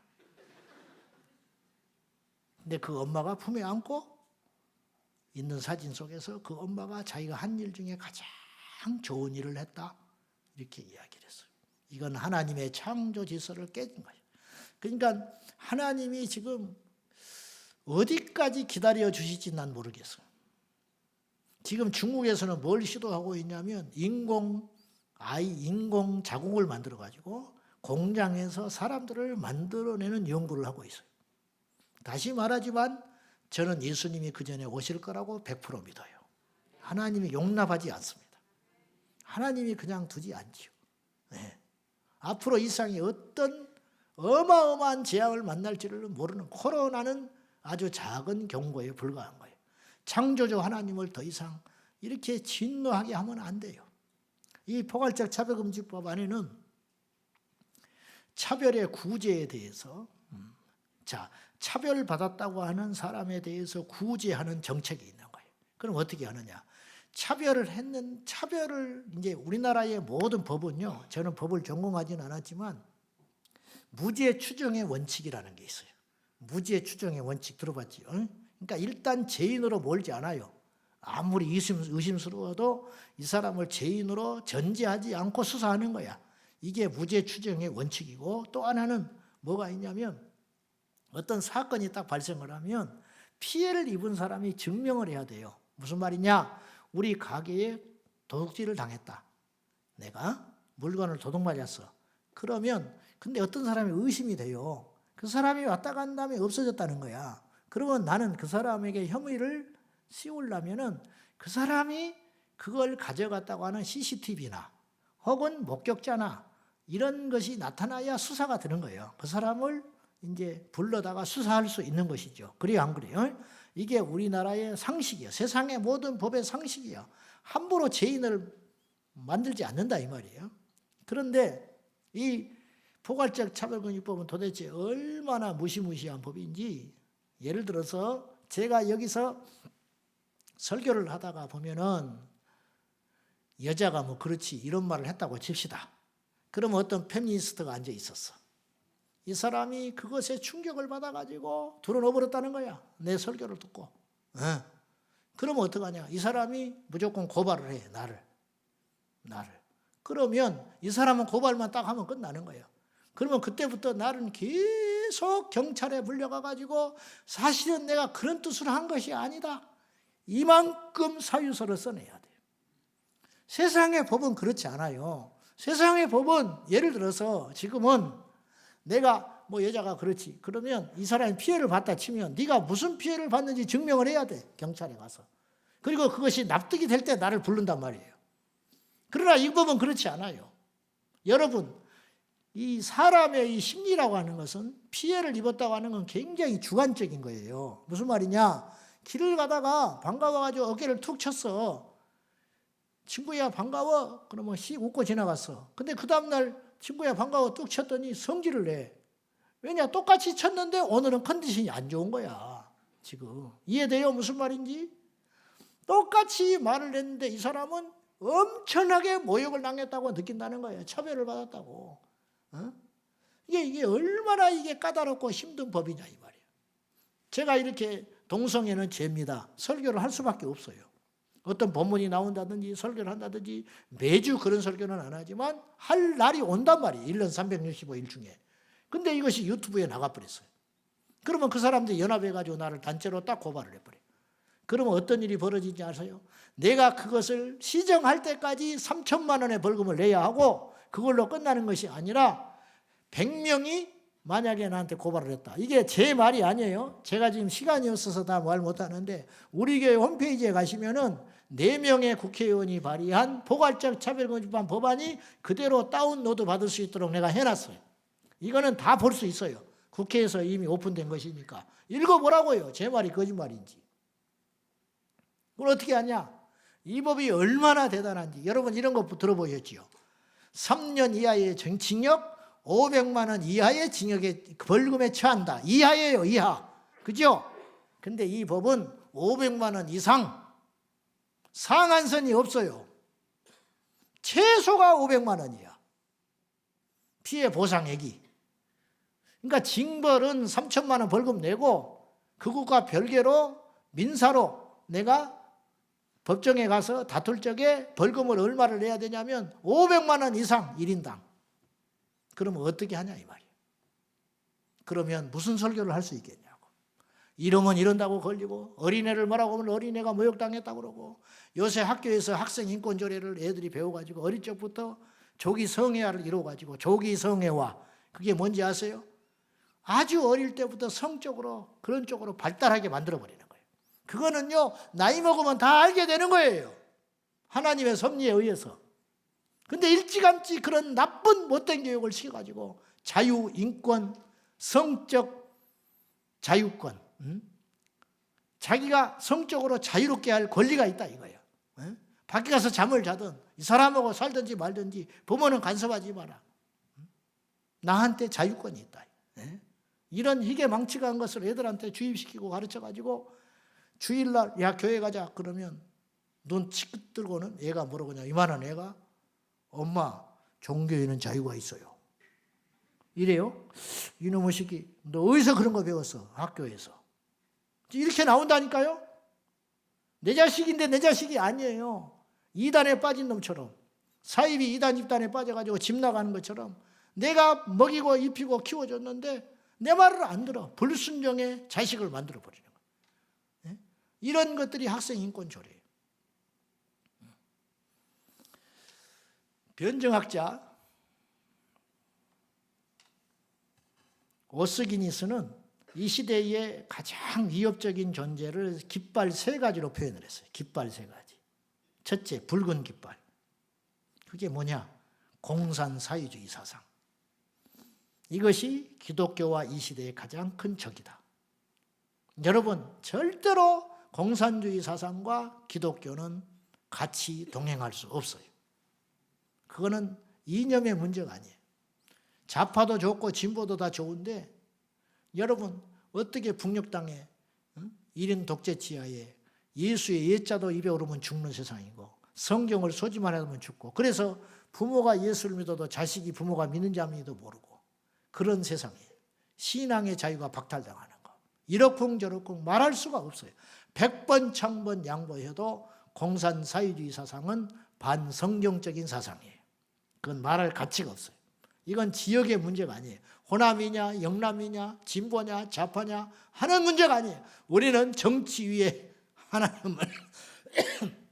하나님을 믿는 신앙이 그 위에 서야 되는 것이에요. 아멘 하세요. 근데 안타깝게도 정치하는 사람들이 신앙을 버려요. 내가 엊그저께도 이야기했지만 여의도에 들어가는 순간 신앙을 버려버리고 사상을 따라가고 이념을 따라가고 정당을 따라가니까 이 나라가 이렇게 망가지고 있는 거예요. 두 번째 깃발, 검은 깃발, 이슬람 깃발. 이슬람이 이 시대의 위협이 될 것이다. 프랑스의 자살, 유럽의 죽음, 그런 책이 나왔어요. 3, 40년 전에 독일, 영국, 프랑스가 노동력이 떨어지니까 무슬림들을 받아들이기 시작했어요. 이들이 들어가가지고 계속 자식을 낳아버리는 거예요. 기본이 대여섯 명씩 낳는 거예요. 그러니까 사람들이 다 미개하다고 웃었어요. 지금 3, 40년이 지난 이 시대에는 지금 어떻게 됐느냐. 프랑스 원주민들, 본토국가 국민들은 전부 소수민족으로 전락하고 지금 떨어져 버리고 말았어요. 이제는 그 나라를 홀라당 뺏겨버리고 말았어요. 여러분, 총으로 그 나라를 지배하면 오래 못 가요. 결국은 다시 뺏겨요. 다시 독립운동해서. 그런데 인구로 그 나라를 딱 사로잡아버리면 영원히 그 나라를 뺏겨버리는 거예요. 영원히.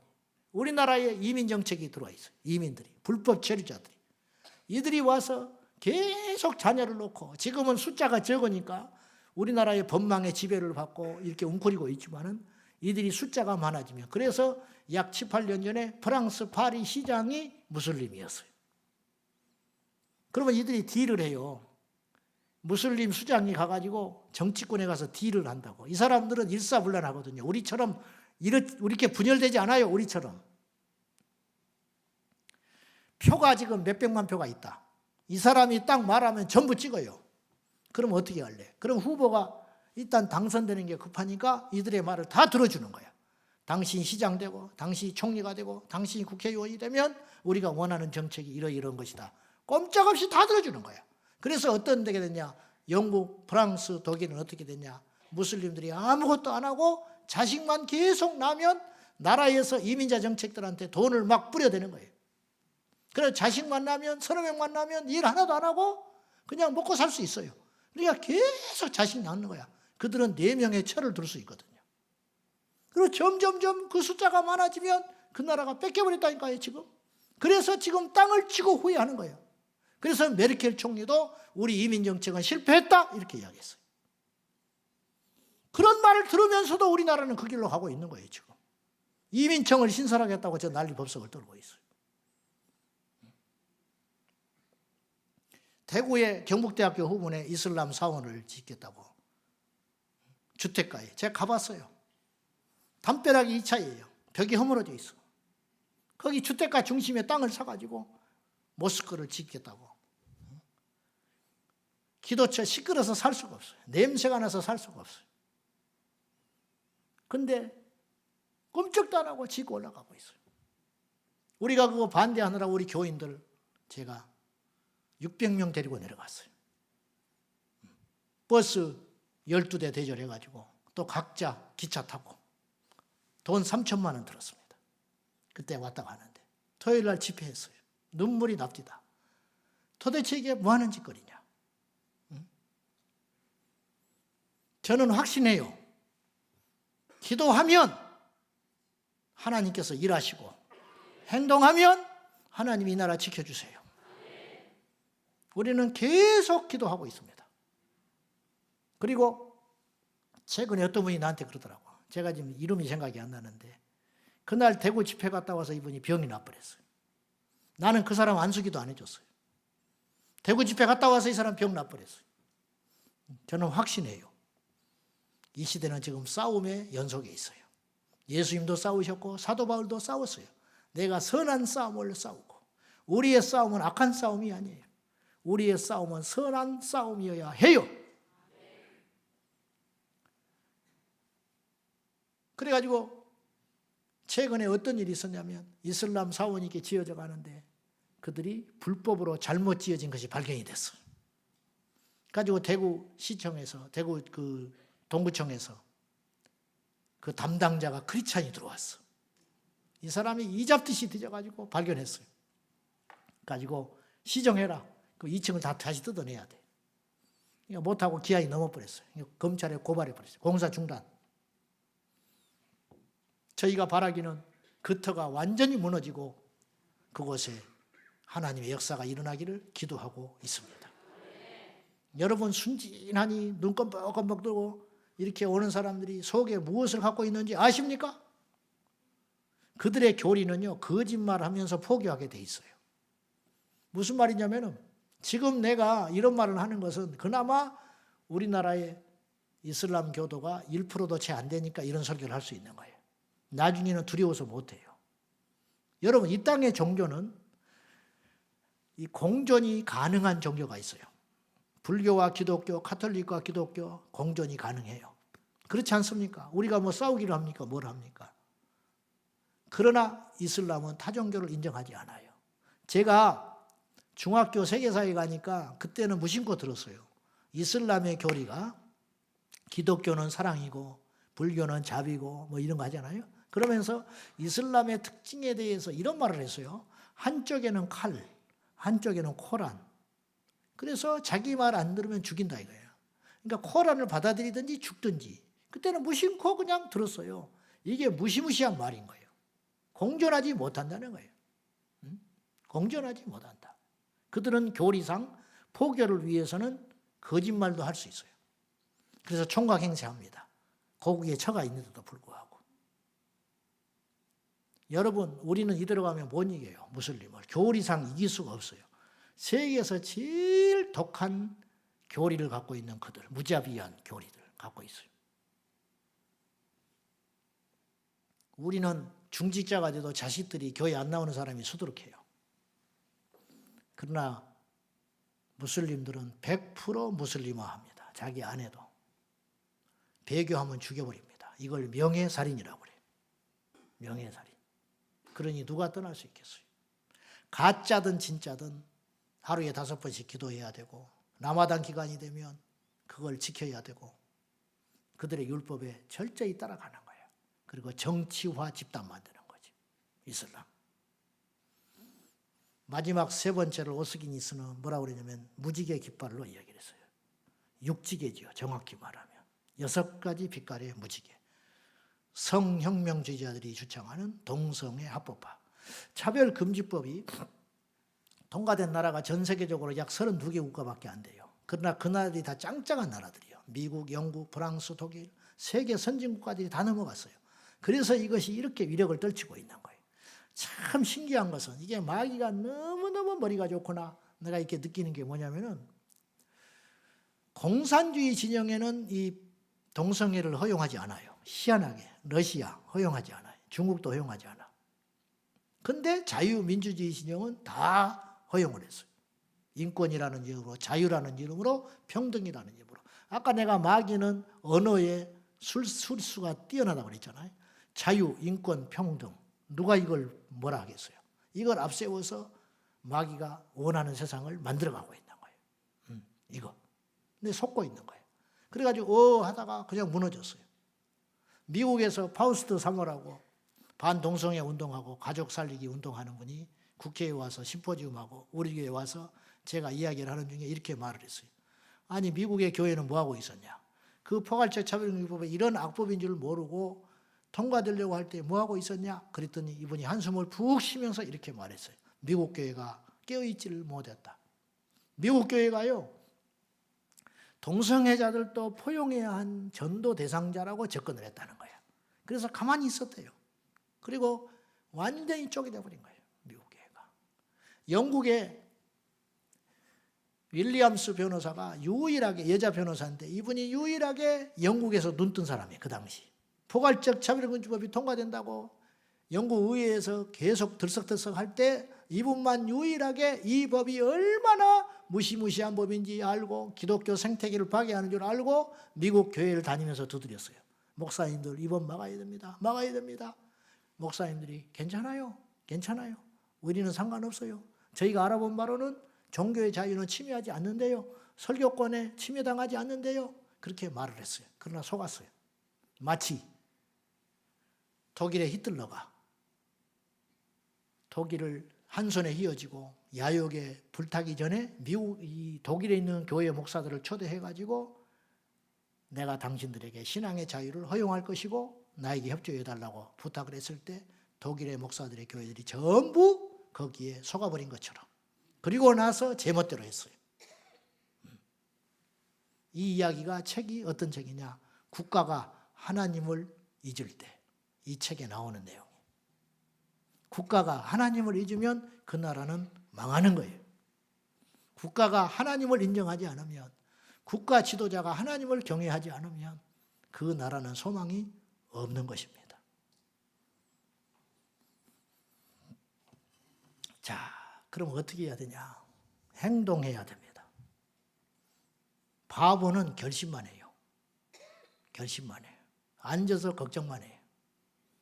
아무 필요 없어요. 침묵하는 것은요, 죄예요. 침묵은 죄에 동조하는 것과 똑같아요. 동조하는 것과 똑같아요. 작은 행동이 세상을 바꿉니다. 여기 여의도잖아요. 여의도. 정치의 영이 있을 거 아니에요. 국회를 책임지세요, 여러분들이. 알겠어요? 기도하시고 땅밟기도 하고 나가서 외치고. 국회에 재작년인가 여름날에 동성애자들이 이를 갈고 이 포괄적 자비금지법 통과시키겠다고 저 남쪽에서부터 국토순례를 하면서 국회 앞에 와서 단식을 한 일이 있었어요.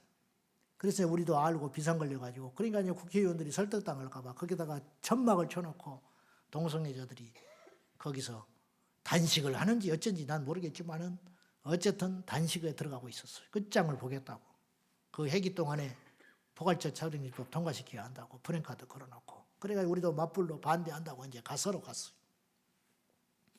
교회 식구들하고 이제 가는데 나는 이제 바쁘니까 어쨌든 한번 나가고 신용만 하지요, 솔직히. 그래서 내가 한번 가줘야 힘이 나니까 내가 이제 가는 거예요. 가는데 초등학교 갈 애를 데리고 왔어, 우리 집사님이. 그래서 학교 안 가고 얘를 왜 데리고 왔냐 그랬더니 그 엄마 말, 목사님, 학교 공부보다 이게 더 중요해요. 산교육 시켜야 돼. 똑바로 가서 봐라. 그래서 2시간을 가서 이거 들고 서 있었는데 얘가 이거 서 있다가 2시간 서 있었어요. 초등학생 아이가. 눈이 반짝반짝 해가지고. 그것이 진짜 교육이에요. 과거에 일제시대 때 우리는 그리스도인들이 앞장서서 독립운동했어요. 그래서 33인 중에 절반이 기독교인이었어요. 뭐 절반이 대수냐? 그때 기독교 인구가 3%였어요. 그때 기독교 인구가 3%였는데 독립선언문 33인 중에 절반이 크리스찬이었다. 엄청난 거예요, 확률이. 6.25 때 그리스도인들이 앞장서서 총을 들고 나갔어요. 그 결과 우리나라가 엄청난 부흥을 이룬 거예요. 지금은 다 자고 있어요, 이 세상에. 지금 이 시대의 기독교인들은 무슨 운동을 해야 되느냐? 이 거룩한 운동에 참여해야 되는 거예요. 지금은 세상은 몰라요. 그러나 알아주지 않아도 상관없지만은 언젠가는 알아줄 날이 와요. 유일하게 2007년에 발의되기 시작한 포괄적 차별금지법이 오늘 2024년까지 17년을 막아내는 나라는 대한민국밖에 없어요. 세계에서 이 나라밖에 없어요. 제가 어느 날 제가 하나님 앞에 이런 생각을 했어요. 주님, 우리나라가 약 150년 전에 복음이 들어왔다. 1885년에. 그 전에 일찍 들어왔으면 이 나라가 얼마나 강성한 민족이 되었겠습니까? 그렇잖아요. 세계 지도를 펴놓고 보십시오. 1등 국가는 기독교 국가야. 2등 국가가 가톨릭 국가. 3등 국가가 불교 국가라고요. 잘 보시라고요. 무슬림은 4등이야. 석유 안 나오면 거지야. 기독교 국가가 기독교 문화, 성경의 진리가 들어간 나라는 전부 꽃을 피웠어요. 이 나라가 기독교 복음이 안 들어왔으면 어떤 일이 벌어졌을 것 같습니까? 한강의 기적이라고 생각합니까? 하나님의 기적이에요. 한강의 기적이 아니고. 복음이 들어가고 정확히 3대가 흘러가니까 1880여 년에 들어온 복음이 3대가 지나서 1970년대에 새마을 운동으로 이 나라가 일어나기 시작한 거예요. 새마을 운동이 살린 게 아니에요. 하나님이 살린 거예요. 복음이 살린 것이고. 근데 이 복을 지금 우리가 스스로 차고 있는 거야. 지금 정점에 와 있어요. 여러분, 제가 아무리 생각해도 이 나라가요, 5,000년 역사 가운데 이렇게 잘 살고 안전한 적이 없었어. 보세요. 전쟁 없죠. 우리나라가 그전의 역사는 가늠을 못하고 기원 후 우리나라가 약 1000번의 전쟁을 했어요. 크고 작은 전쟁 1000번. 그러니까 줄잡아 2년에 한 번씩 전쟁이 있었어요. 근데 우리나라는 지금 70년 동안 전쟁이 없어. 위험하긴 하지만 먹을 것이 해결됐어요. 굶어 죽지 못해요. 굶어 죽으려고 해도 나라에서 쌀을 갖다 줘버리니까 못 굶어 죽어. 이런 때가 없었어요. 간혹 가다가 태평성대가 있기는 했어요. 그러나 복음이 없었잖아. 여러분 안전하지요. 어쨌든 자유가 보장돼 있잖아요. 대통령 욕해도 되고 무슨 말을 해도 괜찮잖아. 이런 자유가 언제 있었어요? 우리나라. 먹을 거 해결됐지요. 그리고 복음이 있잖아요. 이건 이렇게 절정에 있었던 게 없었어요. 이걸 우리가 감사하지 않고 지켜내지 않으면 이 나라는 소망이 없다는 거예요. 우리 후대에게 어떤 나라를 물려주려고 합니까? 여러분, 저는 지금 반공 강연을 하는 게 아니에요. 애국 강연을 하고 있는 게 아니야. 나는 하나님 말씀을 전하고 있는 거예요. 지금 귀 있는 자가 들으셔야 돼요.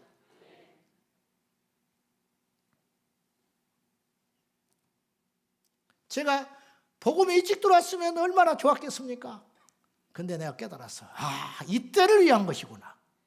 만약에 우리가 일찍 복음에 접했더라면 우리는 서구 유럽처럼 넘어가 버렸으리구나. 근데 서구 유럽 사회가 왜 그렇게 동성애 지정에 넘어가고 성혁명주의에 먹혀가지고 저렇게 허우적거리고 있고 교회가 쇠퇴하고 있느냐? 물론 교회가 쇠퇴하는 것은 여러 가지 이유가 있어요. 그러나 결정타가 그것이었어요. 왜 그렇게 됐느냐? 자유주의 신학 때문에 그래요. 성경을 믿지 않아요. 서구 신학은.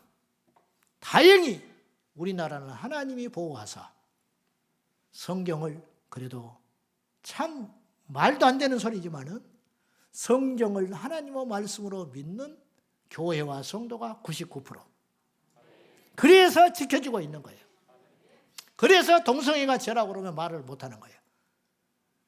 그러나 영국의 감리교는 동성애를 죄라고 하면 교회가 딱 갈라져 버려요. 차별한다. 그러니까 힘있게 대차게 대처를 못했어요. 그러나 우리나라는 교단, 교파 떠나서 이것을 죄로 인정하고 있어요. 그래서 이 나라에 소망이 있는 거예요. 그래서 제가 내 나름대로 해석이 되는 거야. 이 땅에 복음을 늦게 보내주신 것도 뜻도 있구나. 이러니까 아직 덜 타락한 거라. 이만큼. 그러면 이 힘을 가지고 여러분 지도를 펴놓고 봐요. 우리나라밖에 안 남았어. 미국을 믿어서 미국 넘어갔다니까요. 서구 기독교를 일본 누구를 영적으로 누구를 믿어요? 우리나라밖에 없어요. 그래서 저는 낙동강 전투한다고 생각해요. 여기서 막아내가지고 전 세계에 다시 한번 복음으로 일어서는 우리 대한민국이 되도록 기도해야 하는 것입니다. 이 땅은 부족하고 인구도 적고 소국이지만 하나님이 함께 하시며 지금 세계 넘버 2입니다. 선교사 보낸 숫자로. 비공식적인 숫자까지 따지면 넘버 1일 거야. 우리나라가. 교단 소속 없이 자유롭게 나간 사람도 훨씬 많으니까 어떻게 이런 세상이 되냐. 그리고 우리나라는요, 디아스포라. 전 세계 어딜 가도 없는 나라가 없어요. 희한한 나라야, 우리나라가. 남미, 아프리카, 중동, 유럽, 미국, 일본 할 것 없이 제가 가끔 깜짝깜짝 놀라는 게 우리 교회에 가끔씩 오는 사람들이 있어요. 외국에서 들어왔다가. 그럼 어디서 왔냐 그러면 다양하게 와요. 포르투갈, 아르헨티나 별 군데서 다 와. 나 이름도 모르는 데서 와. 그리고 거기도 우리나라 사람이 사냐 그러면 산대. 이렇게 전 세계 우리나라를 포진시키시고 나가면 예수를 믿게 만들고 새벽 기도를 하게 하시고 고국을 위해서 기도하게 하시고 이런 힘들이 모아져 가지고 이 나라를 향하신 하나님의 뜻, 아무것도 아닌 나라지만은 주님께서 뭔가 분명히 뜻이 있다고 나는 믿습니다. 이 뜻에 동참하는 저와 여러분이 되셔야 합니다. 제가 이제 좀 구체적인 이야기, 작은 일이지만은 어떻게 이걸 싸워갈 것인가 한번 생각을 해볼 필요가 있어요. 자, 한번 화면 한번 보여주세요. 이게 뭐냐면 보이십니까? 저게 몇 개예요? 저게 무지개가 아니에요. 육지개 6개. 저게 동성애 상징물입니다. 일산에 가면 호수공원이 있어요. 아십니까? 와봤어요? 와본 사람 손 들어봐요. 안 왔으면 말을 마시고. 제가 어느 날 우리 교인이 저걸 사진을 찍어서 보내준 거예요, 저한테. 목사님, 이상한 것이 있어요. 그래서 뭐냐 그랬더니 저 무지개 조형물, 그 다음 또 있어요. 한번 봐요. 이렇게 딱 해놨어. 그래서 내가 이제 하도 할 일이 없으니까 가봤어요. 제가 가서 보니까 정말 저게 있는데 저기서 사람들이 사진을 찍고 난리가 났어. 속에서 천불이 나서 견딜 수가 없는 거예요. 그래가지고 마침 그때가 한 4, 5년 전일 거예요. 시장 선거를 앞두고 있어가지고 시장 이렇게 여러 후보들과 만날 때가 있었어. 내가 만난 자리에서 내가 이 사진을 딱 보여줬어. 뭐 하는 거냐? 내가 낸 세금으로 왜 이걸 만들었냐? 이게 뭔지 아냐? 근데 자기는 몰라, 시장. 업자한테 맡겨가지고. 저거를 교회로 따지면 십자가야. 저기에 우리 십자가 세워줄래, 당신? 할 말이 없지요. 뜨더라. 내가 뜯지 않으면 내가 가만히 안 있는다. 그랬더니 이분이 뭐라고 그러냐면은 저게 6개니까 하나 더 만들어가지고 7개로 하면 안 될까요? 그럼 바보 같은 소리라고 했어요. 필요 없어. 치워. 그래가지고 그날로 치웠다고 저한테 사진을 보내줬어요. 그래서 제가 없어졌다. 그러니까 화분으로 다 채워놨어요. 그리고 내가 갔더니 없어졌어요. 이 사진 말고 가만히 놔두세요. 그 전으로 돌아가세요. 그랬는데 없어진 줄 알았어. 이제 저 자리는 없어졌어요, 이제. 그랬더니 어느 날 1년쯤 지났는데 그 뒤쪽으로 이렇게 가본 거예요, 제가. 그러니까 그 시장은 떨어져 버렸어요. 그 시장은. 그 사람은 떨어져 버리고 다른 사람이 됐어요, 이제. 최근에. 작년에. 지방선거 때. 근데 작년에 이렇게 그 길이 아니고 이렇게 다른 길로 뒤로 후미진 데를 갔더니 저것이 치운 게 아니고 치우긴 치웠는데 어디 후미진 데다가 처박아 놓은 거야. 열이 나요, 안 나요? 없애버려야 되는데 안 없애고 저기 후미진 데다가 치워놨더란 말이에요. 그래서 또 연락했어요. 치워라. 뭐 하는 것이냐. 그랬더니 아니 몰랐대. 이제 바뀌었지, 시장은. 그래가지고 자, 그 다음 사진. 여기다가 이제 처박아 놨더라고. 다른 데다가. 그래가지고 그 다음. 그래가지고 이제 내가 치우라고 그랬더니 지게차로 떠가지고. 그 다음 이제 화물차에 싣고 가는 거. 그래서 사진을 찍어가지고 나한테 이제 증명을 해야 되니까. 내가 하도 지랄 방정을 하니까 나한테 이제 사진을 보내준 거예요. 안심하시라고, 목사님. 깨끗이 치웠습니다. 가지고 반나절 만에 싹 치워버렸어요. 그 다음.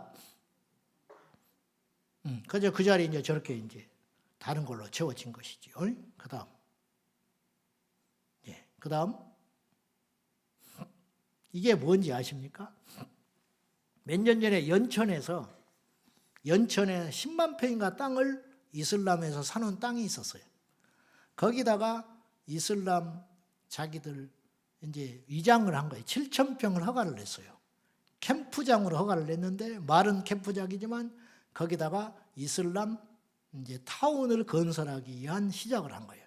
연천군에서 허가를 내줬어요. 연천이라는 것이 어떤 곳이냐면 우리나라에서 인구 밀도가 제일 낮은 곳이. 그리고 50%가 군인이에요.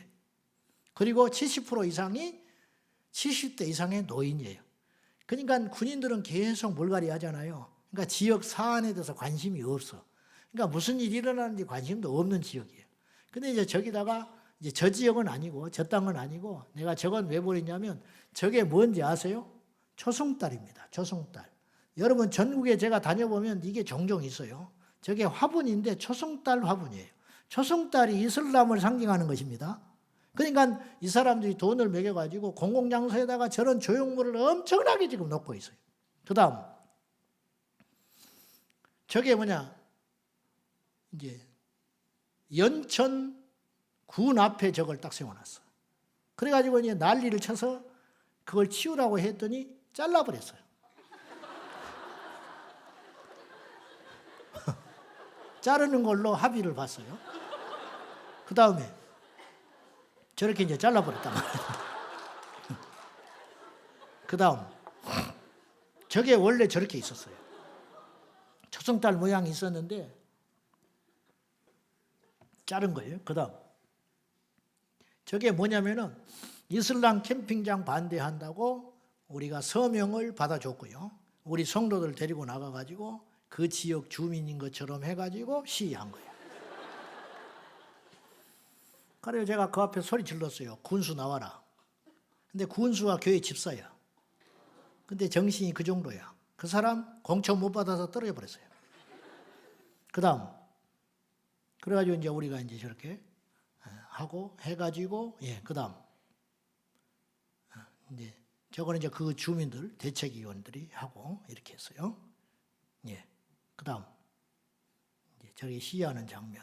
근데 저 일이 그래가지고 어떻게 시작됐냐면 저 중에 목사님 한 분이 깨어 있었어.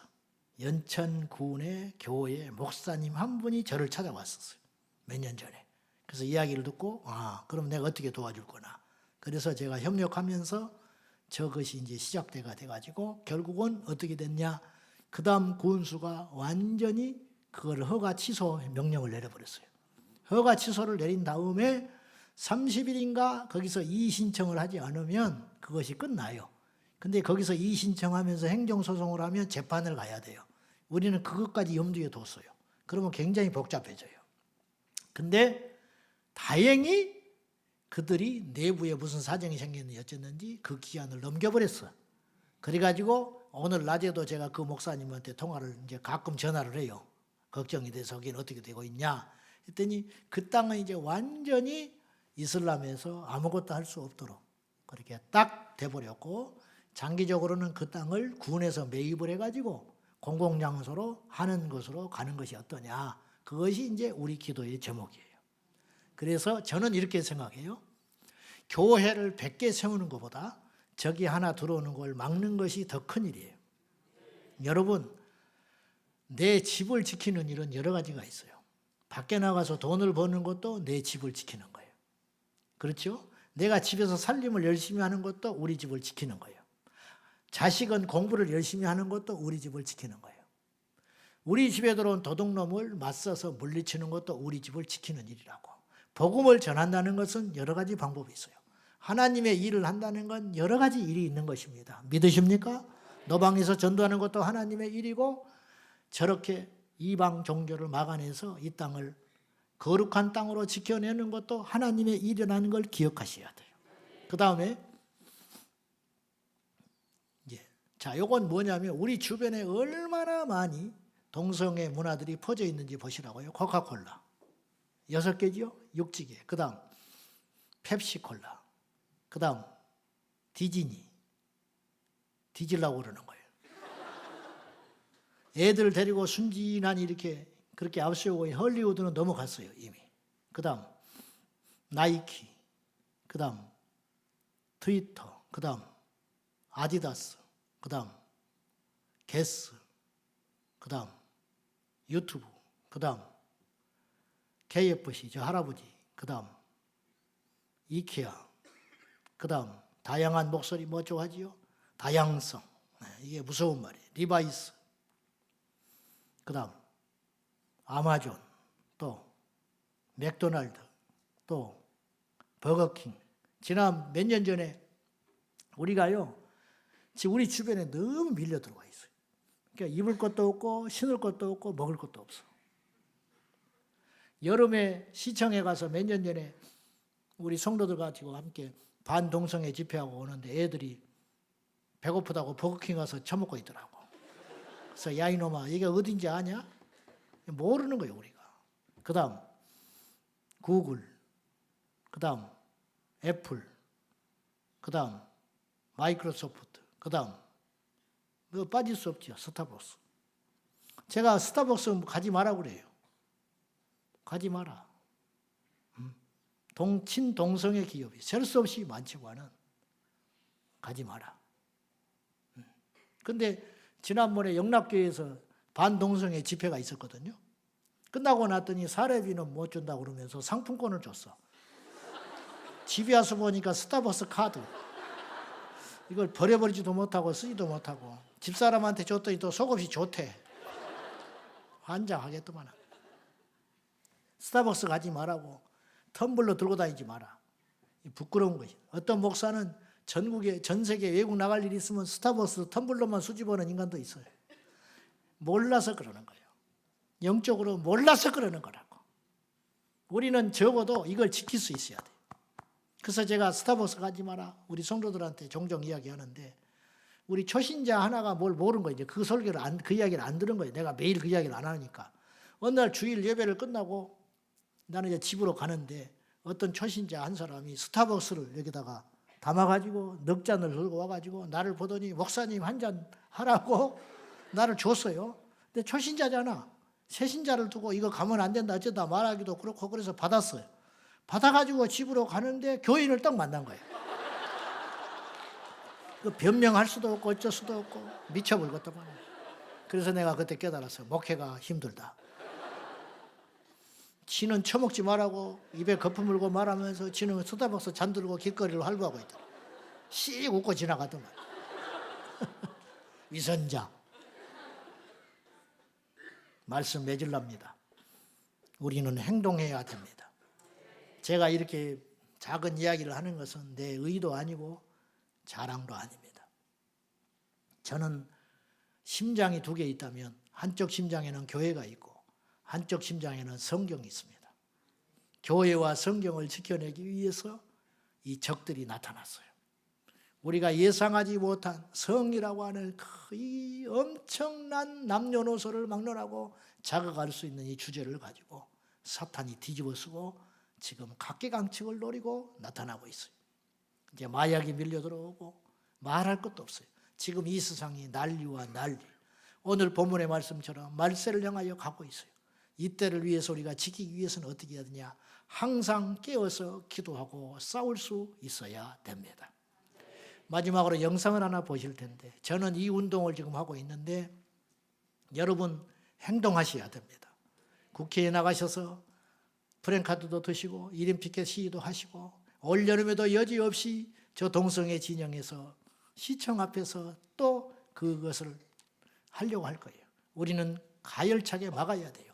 작년에 우리가 10만 명 이상이 모였습니다. 그들은 10,000명도 안 모였어요. 그러나 언론에서는 그들을 7만 명이라고 우리를 3만 명이라고 했어요. 언론도 다 넘어갔어요. 제가 우리 교인들한테도 보여줬지만은 YTN, MBC, SBS 할 것 없이 전부 다 보도가 어떻게 나오느냐.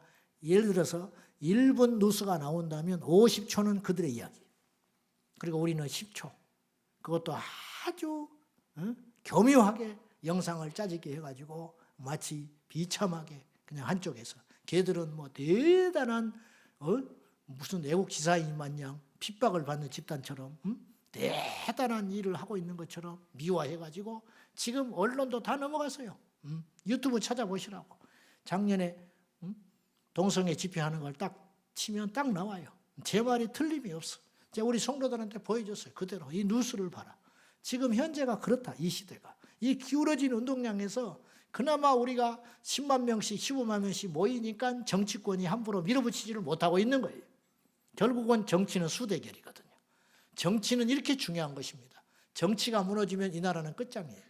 나라가 망하면 교회도 없고 교회가 망하면 나라도 없는 것입니다. 교회와 나라는 한 몸인 것입니다. 애국자라서 그러는 게 아니에요. 현실주의자예요. 저는 현실로 볼 때 그럴 수밖에 없다라는 것이에요. 그래서 저는 어느 날 기도하다가 이걸 기금을 모아야겠다. 이 운동을 하기 위해서 내가 기금을 모아야겠다. 그래서 시청 신우회를 돕다가 제가 이 아이디어를 얻어가지고 시청 신우회를 도우면서 3일 동안 전 세계에서 헌금을 2억 5천을 해줬어요. 그래서 제가 그걸 전달해주고 나도 이제 그 운동을 모금을 해서 해야겠다. 교회 예산을 쓰면 제가 개척을 한 교회지만 나도 눈치가 보이고 하니까 소신껏 이 일을 하기 위해서 제가 모금 운동을 했어요. 지금까지 약 18억 정도 모금을 했고 8억 정도를 썼습니다. 계속 이건 흘려보내요. 그래서 이런 단체들한테 제가 보이지 않게 후원을 하고 법률적으로 지원을 하고 사람을 키워내고 이런 운동을 하고 있습니다. 그리고 이걸 막아서만은 안 되겠다. 장차 이 나라를 바꿔야 된다. 삼성도 장학생을 키운다는데 그래서 수십 년 동안 장학생을 키우니까 삼성을 못 건드리잖아요. 정치, 경제, 어떤 법률에 다 요소 박혀가지고 삼성 장학생들이 삼성을 지켜내고 비호하고 있지 않습니까? 대통령을 만들자, 국회의장을 만들자, 헌법재판소장을 만들어야겠다. 제가 이렇게 마음을 먹고 아둘람 장학회를 설립하고 그래서 그것을 통해서 지금 4기 장학생 이번에 저는 공부 잘하고 노스쿨 다니고 대통령 되겠다고 하는 아이, 정치인 하겠다고 하는 아이 1000명 중에 하나만 건지면 된다. 내가 그 마음을 가지고 제가 우리 교인이라도 안 줍니다. 자격이 안 되면 안 줘요. 그래서 정확하게 해가지고 위원들을 넣고 선별해서 해년마다 자격이 된다면 10명도 줘라. 그러나 자격이 없으면 1명도 주지 말아라. 그렇게 하고 그 물질을 그렇게 쓰고 있습니다. 우리 교회 홈페이지에 가시면은 아까 그걸 법률안을 다운받을 수도 있지만은 제가 꿈꾸는 게 뭐냐면 우리나라가 지금 몰라서 그래요. 그래서 이 법은, 차별금지법은 알면 반대하고 모르면 찬성하는 법이에요. 설명하면 깜짝깜짝 놀래요. 불신자들도 깜짝깜짝 놀래요. 포항에 있는 어떤 권사님은 2만 병에 2만 장, 3만 장을 뿌렸어요. 저한테 연락을 해요. 목사님. 그래가지고 이걸 계속 그 운동을 해요. 설명하면 깜짝깜짝 놀래요. 그리고 서 있어요.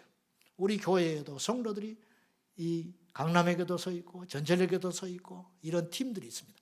피켓 팀들이 있어요. 차별금지법을 날리는 팀들이 있어요. 그래서 제 꿈은 우리나라에 1000개를 세우는 거예요. 1000개 피켓 팀을 만드는 거. 근데 약 100개 정도 만들어져 있어요. 제주에서 저기 파주까지 있어요. 그래서 이 운동하는 사람들의 영상을 잠깐 한번 보여주시면서 여러분들도 이 운동을 조금 나서줬으면 좋겠다는 마음으로, 그래서 우리 홈페이지 와서 신청하시면 우리가 이 피켓을 만들어서 보내드립니다. 그리고 자료를 다 보내드려요.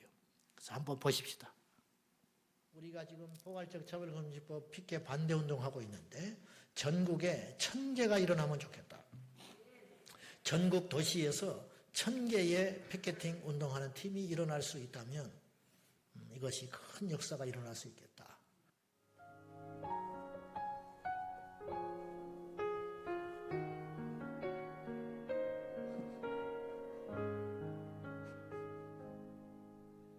말씀 앞에서 경외함으로 주께 홀로 섭니다. 생명의 말씀 읽고 순종해 주를 예배합니다. 기록된 말씀 힘이 있어서 진리로 우리 거룩해 하며 거룩한 말씀 세세 영원히 복음이 되어 말씀하시네. 하나님 말씀에 두려워 떠는 자, 그 말씀에 생명을 거는 자, 한 사람 찾으시는 주님의 약속을 믿어. 하나님 말씀에 명을 거는 자, 순종하며 주 따라가는 자, 영원한 하나님 나라 이뤄갈 주의 교회여 일어나라. 주 말씀은 우리를 구원에 이르는 지혜 힘이 목숨과 내 뜻 다해 그 말씀에 복종하라. 하나님 말씀에 두려워 떠는 자, 그 말씀에 생명을 거는 자, 한 사람 찾으시는 주님의 약속을 믿어. 하나님 말씀에 명을 거는 자, 순종하며 주 따라가는 자,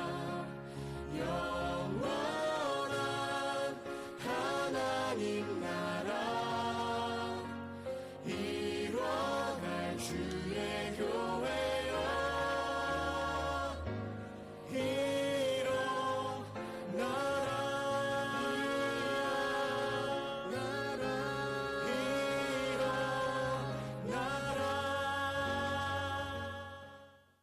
우리 교회도 지금 한 팀, 두 팀 이렇게 늘어나고 있는데 더 많은 팀이 일어나서 이 법을 반드시 알리고 이 해약법을 알려서 전 국민이 이 실체를 분명히 알고 이 민족을 지키고 우리 다음 세대를 지키고 우리 신앙을 지키는 저와 여러분이 꼭 될 수 있기를 축원합니다.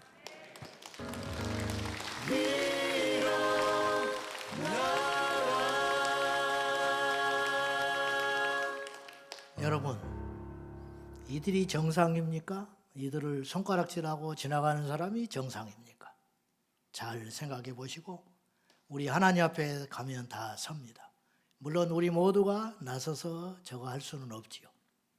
그러나 기도해 주시고 응원해 주시고 행동에 나서 주셔서 이 시대의 마지막 때 거룩한 의병이 되어 주시고 우리 다음 세대를 위해서 예루살렘의 딸들아 나를 위해 울지 말고 너희와 너희 자녀를 위해 울라 주님이 말씀하셨어요. 우리가 이 시대의 아픔을 안고 행동에 나서고 울고 기도하지 않으면 우리 자녀들의 미래는 없습니다. 우리 모두 거룩한 영적 전사들이 되기를 주님의 이름으로 부탁드립니다. 여의도를 책임지십시오. 여의도를 책임지라고. 알겠습니까? 네. 기도합시다. 하나님, 부족한 종이 3일간 말씀을 전했습니다. 우리 성도들의 가슴에 그리스도의 복음만 남게 하여 주시고 여의도 침례 재단을 통하여 하나님 영광 받으시고 마음껏 역사하여 주옵소서. 예수님의 이름으로 기도하옵나이다. 아멘. 자, 축도할까요? 지금은 우리 주 예수 그리스도의 은혜와 하나님 아버지의 크신 사랑과 성령의 역사하심이 잠들지 말아라. 깨어 있으라. 항상 깨어 있으라. 말씀하신 주님의 명령에 따라 깨어서 기도하고 행동하겠습니다. 결단은 우리 온 성도들에게 영원히 이 제단 위에 함께 하시기를 간절히 축원하옵나이다. 아멘.